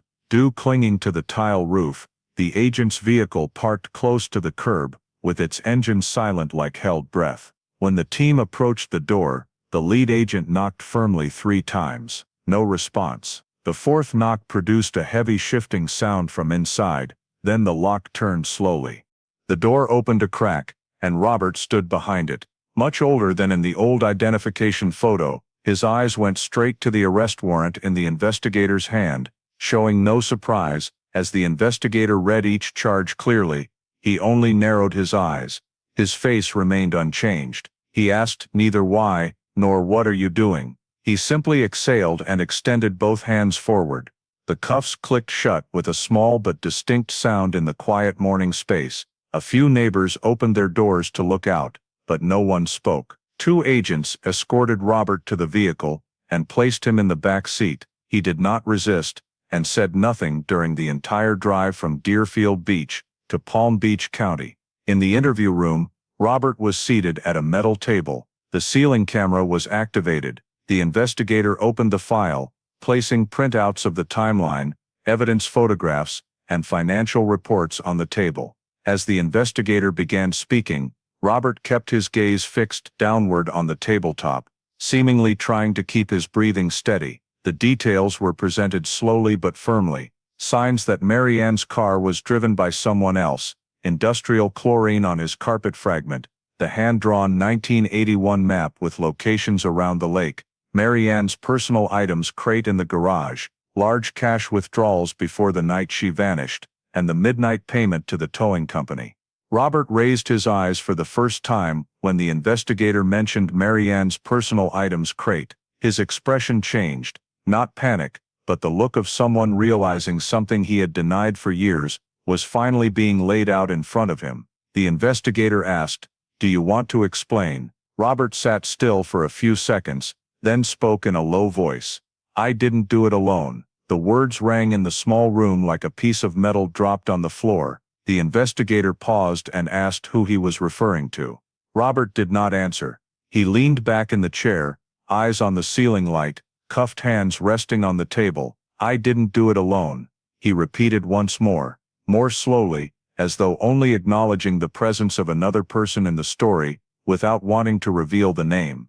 The statement was recorded verbatim in the transcript. An attorney was called in at his request, and Robert said nothing further from that point. As Robert was taken for booking and detention, the investigator noted one detail. He never asked, "Is Marianne still alive? What do you want from me? Or why am I being arrested?" He only wanted to assert that he was not alone in the actions of that night. This statement, along with the map marking multiple locations around the lake, the financial transaction with his friend's towing company, and the traces from the car cabin, caused the cold case unit to shift direction toward a new possibility.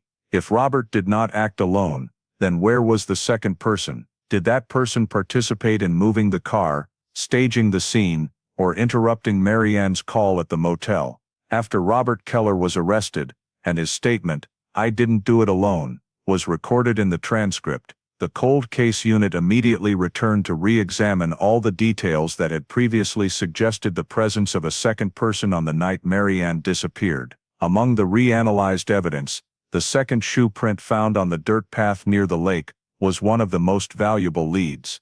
Although the soil print had been blurred by rain, after AI reconstruction of the tread pattern, the technical team determined it did not match any footwear Marianne had ever used, and also did not align with the shoe size Robert Keller wore during that period.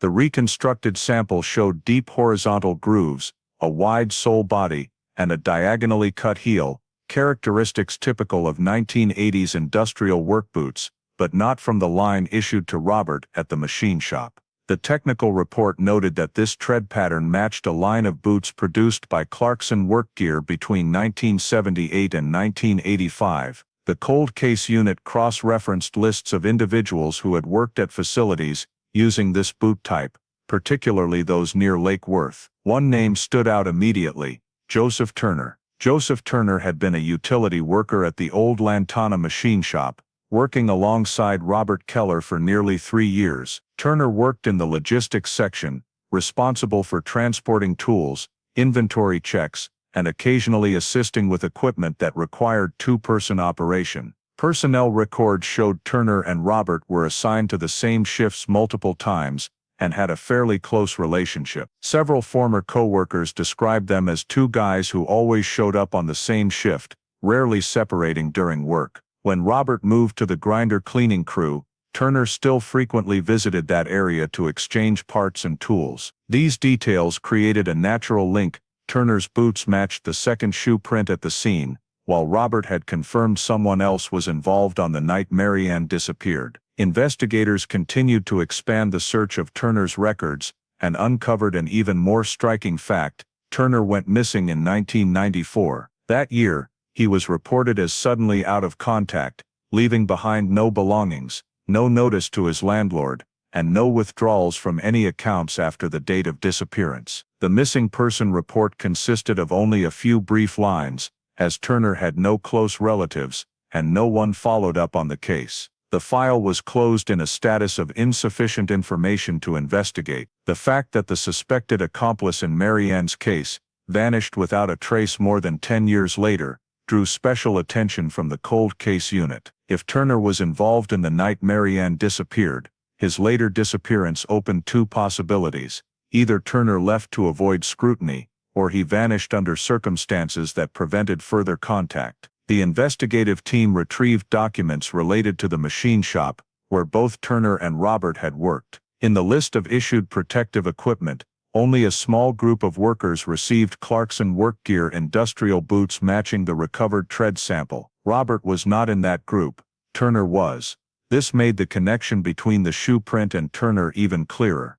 The cold case unit, compared the shoe print size with Turner's foot measurements from the medical records kept by the machine shop in the early 80s.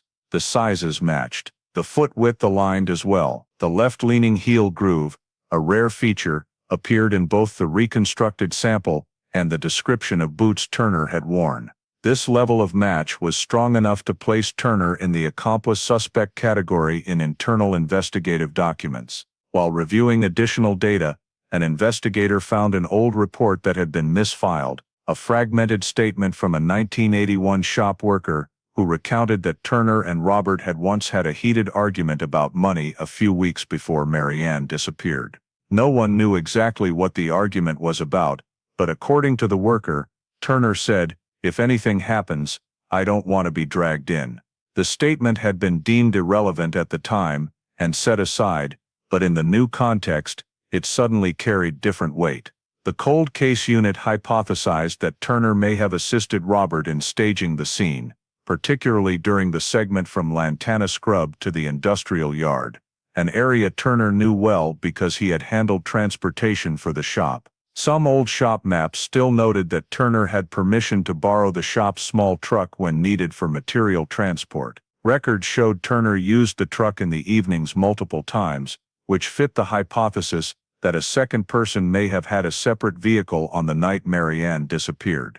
The fact that Marianne's car was moved to the industrial yard and then reappeared near the lake also aligned with a two-person coordinated pattern, one driving Marianne's car, the other driving support or pickup. If Turner participated, he could have driven the second vehicle. When investigators reviewed Robert's statement from the interview, they noted the way he said, "I didn't do it alone." The phrase was not as vague as he might have intended. It felt like a pointer, even if indirect. When placed alongside the shoe print matching Turner's boot type, their work relationship, and Turner's unexplained disappearance, the accomplice hypothesis was no longer merely a possibility, it had become a major investigative direction. To strengthen the hypothesis, the cold case unit searched for further evidence among items in Robert's garage. In a parts box with an old label, investigators found a small piece of paper written in handwriting different from Robert's. When compared to samples from Turner's employment file, the handwriting showed a high degree of similarity. The note contained only a few words: "Scrub yard return." 3 short words that accurately described the route Marianne's car had traveled according to the reconstructed timeline. Another cross-reference was added to the documents. In Robert's garage there was an old pair of work boots caked with scrub soil. However, the soil sample did not fully match the boot treads. This raised the possibility that the boots did not belong to Robert, but might have been kept after Turner left the shop, or left behind during the staging of the scene. The cold case unit could not yet conclude, but noted this detail in the chain of suspicion. When combining Robert's statement, the shoe print, their personal relationship, the note in the garage, and Turner's unresolved disappearance in 1994, the picture of an accomplice began to sharpen. No longer an anonymous shadow in the timeline, Turner emerged as someone with sufficient motive, means, and opportunity to have assisted Robert on that dark night around Lake Worth. The fact that Turner no longer lived in the area and had not appeared in any public records after 1994 made locating him complicated. Nevertheless, the cold case unit stated clearly in the report that Turner's disappearance only increased his evidentiary value because an accomplice connected to Marianne's disappearance might have chosen to leave his residence or avoid all legal contact. From the moment the second shoe print was confirmed to match Turner's boot type, the case no longer centered on a single suspect. The investigative circle expanded to the possibility of collusion between 2 men who had once worked together at the same machine shop, men who shared routes, tools, and possibly a secret buried for more than 4 decades. The trial of Robert Keller opened at the Palm Beach County Courthouse in a large courtroom where white light from the ceiling fixtures illuminated rows of old wooden benches. The gallery fell silent as the jury entered. On the prosecution table lay a thick file divided into color-coded sections: Forensic Financial Witness Timeline. Across the aisle, Robert sat beside his attorney, his gaze steady but his hands subtly clenched together, a habit of someone who had tried to control the narrative for far too long. The prosecution opened by retracing the 40-year investigative journey, then shifted to the most critical piece: the forensic evidence. The room lights dimmed, a large screen lit up, and the forensic expert took the stand. He introduced the three new analyses conducted by the cold case unit, chlorine, fiber, and soil, as the three anchor points forming the backbone of the indictment. On the screen appeared a high-resolution image of the carpet fragment seized from Robert's garage. The chlorine-stained area was magnified until individual crystals reflected under the light. The expert explained that this was an organic chlorine compound used in the machining industry to clean metal surfaces. A chart appeared on the right, showing a molecular spectrum that matched almost perfectly with the chemical used at the machine shop where Robert had worked. Defense counsel objected, arguing that chlorine could come from old tools. But when the prosecution presented a side-by-side comparison of the chlorine levels in Marianne's car cabin from 1981 and the fragment from the garage, the forensic representative affirmed, "This compound is not listed in household cleaners. Its degradation pattern over time matches the preserved sample from the cabin," indicating the two samples were exposed to the same source at roughly the same time. The courtroom went still. Several jurors took quick notes. When moving to the fibers, the expert displayed electron microscope images, twisted heat-resistant polyester strands, exactly the type used in industrial protective gloves. A red arrow pointed to a fiber recovered from the gear shift of Marianne's car. Another image appeared, a fiber from the cloth found in Robert's wooden crate. The two fibers were placed side by side, identical in structure and fiber density. The prosecution emphasized that this glove type had been issued specifically to the work group that included Robert and Turner, and was not available in domestic manufacturers in Florida at that time. The expert continued describing the soil composition, mineral grains in the car carpet and on the heel of boots found in the garage. The chart identified crushed shell particles, a distinct marker of the Lantana scrub region. When a geological map was projected, the area containing that mineral profile appeared in a narrow band. "This is where Marianne's car stopped," the expert said, "and nowhere else in Palm Beach County." Each forensic piece was fitted together like an unbroken logical chain. Shop chlorine mechanic gloves, Lantana scrub car cabin, Robert's garage. After the forensic presentation concluded, the prosecution moved to the 3D timeline projection, a simulated model of the Oldsmobile's journey on the night Marianne disappeared. The simulation recreated the route from the motel to Bryant Bridge, then down to Scrub, into the industrial yard, and back near the lake. Every stop was tagged with evidence imagery: mud streaks, male fingerprint, Clarkson work gear shoe print, the 1981 map, the towing transaction. Light rain audio was added to the simulation, recreating the atmosphere of that night. When the virtual car stopped at the lake's edge, the prosecution paused the video and said, "This is when the Bryant Bridge witness appeared." The woman, Lydia Marsh, was called to the stand. She walked up, hands clasped tightly while facing the jury. The prosecution allowed her to recount what she had seen: two figures close to the lake's edge, a square-faced watch reflecting light, the tall build of the man, and the car parked crooked under dim headlights. The prosecution asked permission to present the watch found in the garage, and placed it in front of her. Lydia looked at it for a few seconds, and said, "The shape is like what I saw." Defense counsel tried to focus on the fact that she never saw the man's face. But when the prosecution asked, "Have you ever seen a woman wear this type of watch?" Lydia shook her head.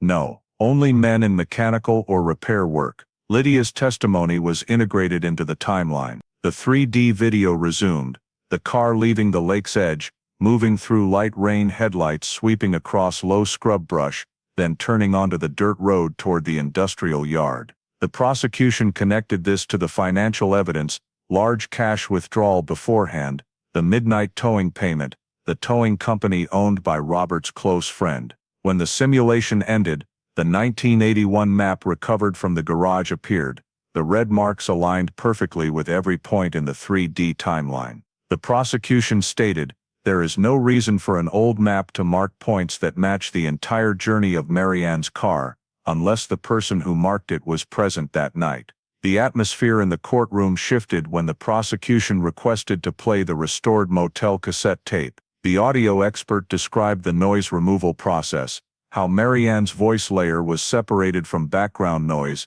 and the discovery of the male voice interrupting her sentence. The lights dimmed again. The audio segment played through the speakers at moderate volume. "I'm." A hard tap, a low male voice cutting in, hard to discern but clearly not Marianne. Then a soft drop and the signal cut. Defense counsel objected to voice identification. The prosecution did not seek identification, only permission to present the waveform comparison. The technical expert activated the audio spectrum model. Two different colored traces appeared, a small sawtooth pattern belonging to Marianne, the other with greater amplitude and lower frequency. The profile of the male voice that interrupted the tape. The prosecution asked, "Whose voice could this be?" The expert replied, "Identity cannot be determined. Only confirmed as an adult male, approximately 5'5" to 5'10", based on chest cavity resonance analysis." Another expert, this time from the cold case unit, presented a short recording of Robert's voice from the arrest. The brief phrase "I didn't do it alone" was fed into the comparison software. Graphs appeared on screen: vocal cord vibration, cycle length, breath pauses, multiple parameters overlapped with the male voice on the motel tape. The prosecution did not claim it was Robert's voice. They only stated, "The parameters align." "We only asked the jury to take note of this." The courtroom was completely silent. The prosecution concluded the presentation by reassembling every piece: forensic evidence, 3D timeline, second shoe print, 1981 map, motel recording, Marianne's personal items, towing invoice, and finally, Robert's statement upon arrest. "I didn't do it alone." Each individual detail could be debated, but when fitted together, they formed a single shape, an organized act, executed along a specific route, supported by a second person, and concealed by staging the scene. The jury sat motionless before the screen, where the final image remained projected. Marianne's Oldsmobile alone at the lake's edge, door open, driver's seat pushed back, carpet chemically cleaned, and a thick darkness enveloping everything, as though the story that had waited more than 40 years finally had its own voice. When the courtroom doors closed after the final presentation, the jury was escorted to the deliberation room upstairs, a square room lit by pale yellow lamps, with a long wooden table in the center and 12 chairs arranged around it. On the table lay stacks of summarized evidence that the court had permitted them to bring in: forensic analysis reports, the 3D timeline simulation, witness reports, the processed cassette tape results, and Robert Keller's testimony from the stand. No one spoke right away. A tense silence enveloped the room, as though each person needed a moment to reorganize everything they had heard over the long days of trial. Finally, the jury foreperson, a retired math teacher, spoke. She said they needed to consider the case by cross-referencing each group of evidence, without letting any emotional speculation intrude. Her statement opened the way for a deliberation process, grounded in logic and the chain of connections between the pieces of evidence. One member began with the detail he said could not be overlooked: the industrial chlorine on the carpet fragment in Robert's garage. He said the chlorine was uncommon, not the household variety, and matched the chemical used at the machine shop where Robert worked. Another member added that the forensic expert had confirmed it was the same compound, with the same degradation pattern, as the preserved sample from Marianne's car cabin, as though the two samples had existed in the same environment, at roughly the same time. No one in the room could refute that. Next, they examined the heat-resistant polyester fibers.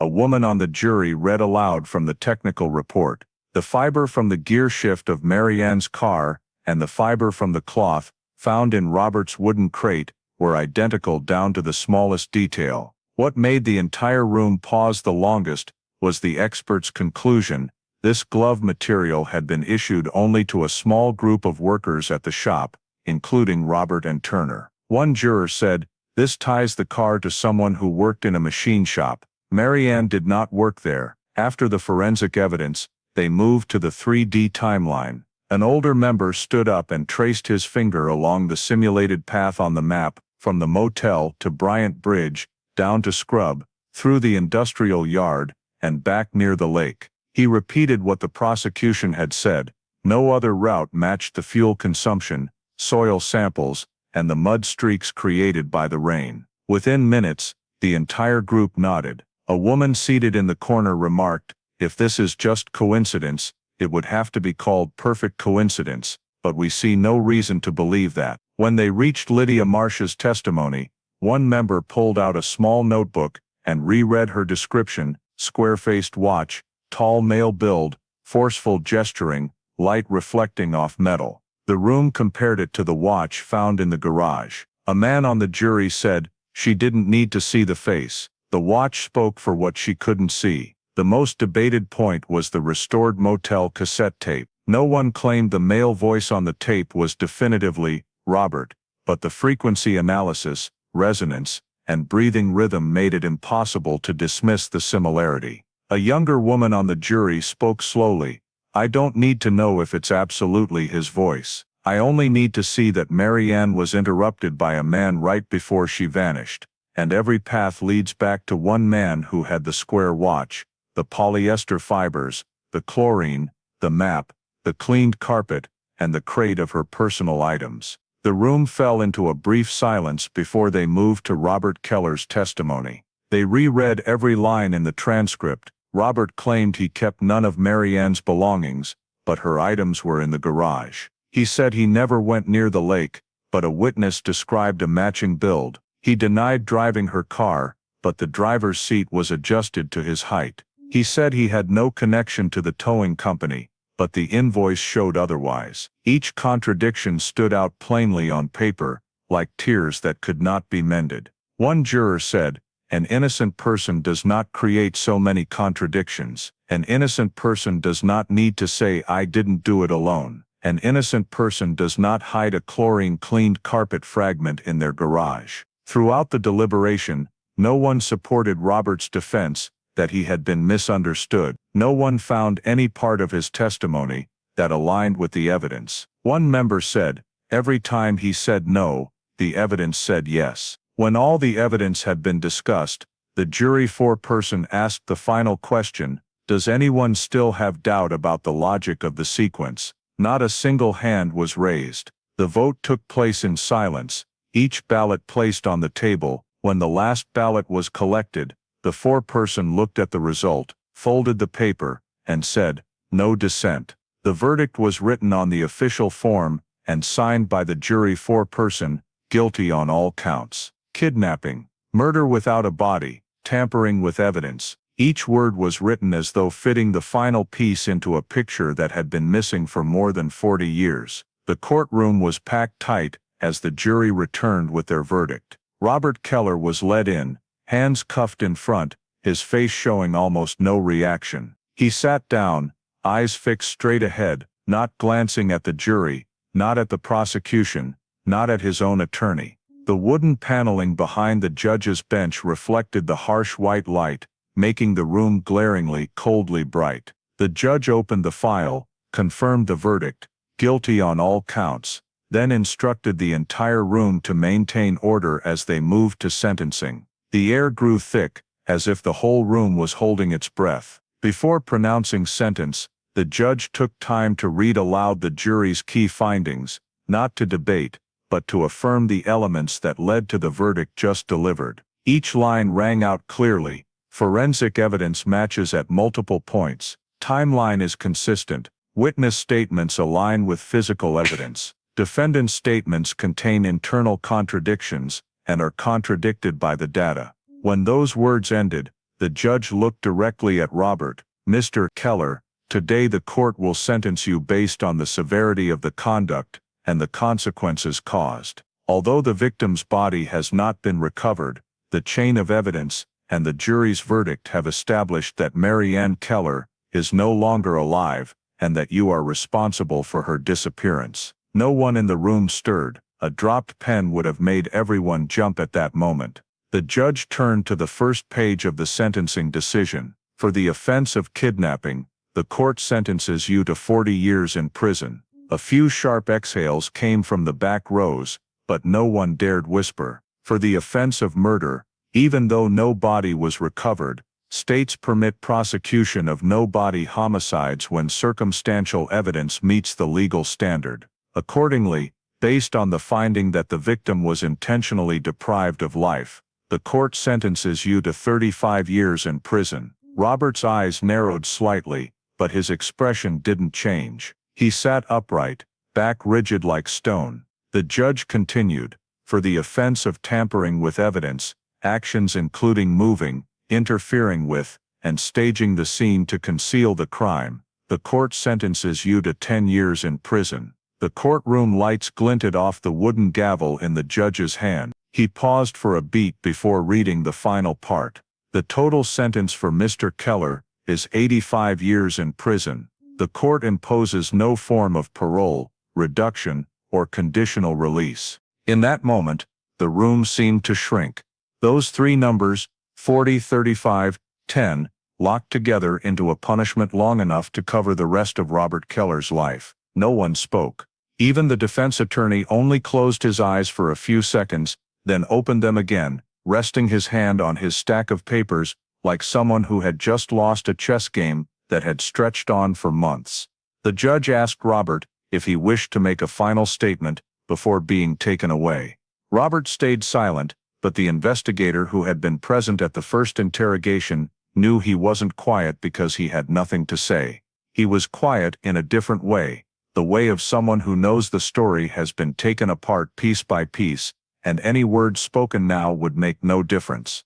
An escorting officer stepped forward. Robert stood. The metallic clink of the cuffs rang out sharply in the wide space. As he walked, his face showed nothing beyond its familiar blankness, but there was a fleeting something at the corner of his eyes, like exhaustion. Not remorse, just the letting go when there's no longer anything left to hold on to. When the door at the back of the courtroom opened to lead Robert out, many eyes followed him. The eyes of those who had tracked the case for 40 years, the eyes of someone who once lived near Bryant Bridge, the eyes of the cold case investigator who had spent 2 years recovering every overlooked piece of old evidence. Every gaze carried the same shared understanding: the final piece of the puzzle had finally been placed. The judge closed the proceeding with a single, concise sentence: the sentence is effective immediately. The gavel struck the bench 3 times, sharp, decisive, closing a file that had once seemed lost to time, but had found its way back through the very evidence overlooked 40 years earlier. Right after the sentencing hearing, as Robert Keller was escorted back to prison under the 85-year sentence with no parole, the cold case unit shifted their attention to a location that had only been briefly mentioned on the 1981 map recovered from Robert's garage: a small wooden cabin on the western edge of Loxahatchee National Wildlife Refuge. On the old map, the spot was marked only by a faint circle, with no label. When the timeline was reconstructed, the location didn't lie on the main route of Marianne's vehicle, but it also wasn't far enough away to be completely ruled out. For many years, the cabin had been regarded as nothing more than an abandoned structure, unrelated to the case. But the jury's findings of kidnapping, murder, and tampering with evidence, combined with Robert's statement, "I didn't do it alone," caused the investigators to revisit every overlooked piece. The abandoned cabin suddenly became one of those pieces. The team approached the cabin early in the morning, the very day after the trial ended. The cabin stood isolated, amid endless scrub and brush, its wooden roof faded silver, walls gapped from years of weather erosion. The front door was secured with an old rusty padlock that was still intact. What stunned them was that, after comparison, agents discovered the key found in Robert's toolbox, seized from his home on the day of his arrest, fit the cabin's lock perfectly. The match left the entire team silent for several seconds. The cabin was no longer a meaningless abandoned site. It was part of the story, a part that had never been told. The door was opened. There was no smell of decomposition or signs of recent habitation. Dust lay thick on the floor, but certain areas showed broken dust patterns, as though something heavy had been placed there and then moved. The investigators moved slowly, flashlights sweeping every corner. In the left corner of the cabin stood an old wooden chest. The surface of the chest had faint white stains, unclear whether mold or chemical residue. The chest was pried open, and when the lid lifted, the flashlight beam hit something that made no one in the team breathe for a moment: a piece of vehicle carpet matching the material of the cleaned carpet from Robert's garage, the very section reported missing in the 1981 report. The forensics team immediately collected samples for testing. Even to the naked eye it was obvious: the heat-resistant polyester fibers were identical to the analyzed sample. A thin layer of sand clung to the underside of the carpet. It took only minutes to confirm. The soil sample matched the lantana scrub region, consistent with prior analyses. Beside the carpet fragment was a small metal box containing a jumble of items: a silver hair clip, a handkerchief embroidered with the letter M, and a small keychain that the investigators recognized immediately. A dolphin-shaped key fob, previously described in family photos of Marianne from 19. These items lay there in the cabin's darkness, as if forgotten or deliberately hidden. But the most critical discovery was in the dark corner behind the chest. There, forensics found a small quantity of white powder. When swabbed and subjected to a quick reaction test, the result came back: industrial chlorine of the same type found in the vehicle carpet and the garage. This was no longer coincidence. The cabin had been used as a processing or staging point before the scene was set up. One investigator turned over the floor surface and noticed faint drag marks leading from the door toward the center of the room, as if something heavy had been pulled in and then pulled out again. If the cabin had been used on the night Marianne disappeared, this could have been where the vehicle carpet was placed, or even where Marianne's belongings were held before the car was taken to the industrial area. While the forensics team collected samples, another investigator scanned the right wall's wooden panels. Between two boards was a narrow gap. When pried apart, they found something that turned the search from surprising to shocking: a crumpled sheet of paper, written in handwriting matching that of Joseph Turner, the man long suspected as an accomplice who had gone missing in 1994. The note wasn't long, just a few short lines: "Scrub cabin, wait for Keller, keep the car quiet." A crude note, but it matched every step of the Oldsmobile's timeline route. Similar to the paper found in Robert's garage, but more direct, clearer, and potentially proof that Turner had been present at the cabin. The investigator placed the paper into an evidence bag, as if handling a fragment of a secret buried too long. The note didn't reveal where Turner disappeared to, but it confirmed one vital thing: Turner wasn't just involved, he had been at the cabin. The deeper they searched, the more pieces emerged. A small wooden box hidden deep in a wall recess contained miscellaneous items: a mechanical pencil, a rusted utility knife blade, and a receipt from a long-closed gas station, dated close to the time of Marianne's disappearance. The signature was a scrawled line, but handwriting analysis confirmed it as Robert Keller's. The cabin was like an archive left behind once the scene staging plan was complete, a room holding not just objects, but parts of the story never revealed at trial. When the search concluded, and the team stepped out of the cabin, dusk had fallen. The still heavy atmosphere of the Loxahatchee wetlands made the discoveries feel even weightier. Legally, the case was closed. Robert had been sentenced to 85 years with no parole. But the cabin opened a new series of questions: how deeply was Turner involved? What was his true role in staging the scene? Why was the cabin abandoned without anyone returning for the items inside? And most importantly, where did Turner disappear after 1994? The team brought all the new evidence back to the lab, and the cold case unit office began pulling every file related to Turner, from missing person reports to any surviving documents from the mechanic shop. The cabin had answered many questions, but at the same time thrown up many more unmatched pieces. The story of Marianne Keller, and the sentence handed to Robert Keller, is not just a criminal file closed after more than 4 decades.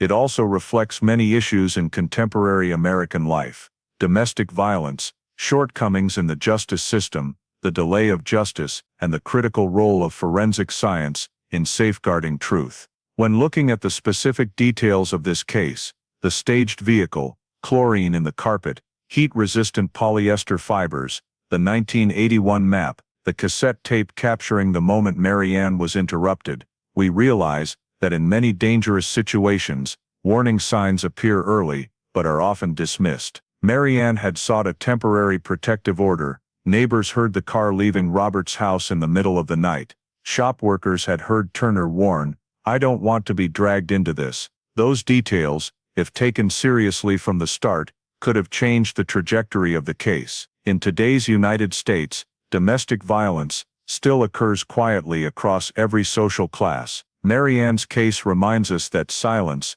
of the victim, of witnesses, or of the system, can make the price paid far too high. Modern forensic technology, such as AI audio restoration, soil composition analysis, and digital timeline reconstruction, helped unlock this case. But those are only belated solutions if society does not recognize danger signs the moment they appear. The most important lesson is this: when someone feels unsafe, or when a community sees abnormal signs, like a car leaving a house in the middle of the night, a mysterious marked map, or the invisible wounds of domestic violence, speaking up doesn't just protect one individual, it can save an entire life. Justice may arrive late, but prevention must always come early. Thank you for following the journey to solve the Marianne Keller case, and the mysteries revealed after more than 4 decades. If you found value here, please subscribe to the channel to continue joining us in the most authentic investigative stories. See you in the next video, where we keep exploring files that seem to have gone to sleep, but still have words left to say.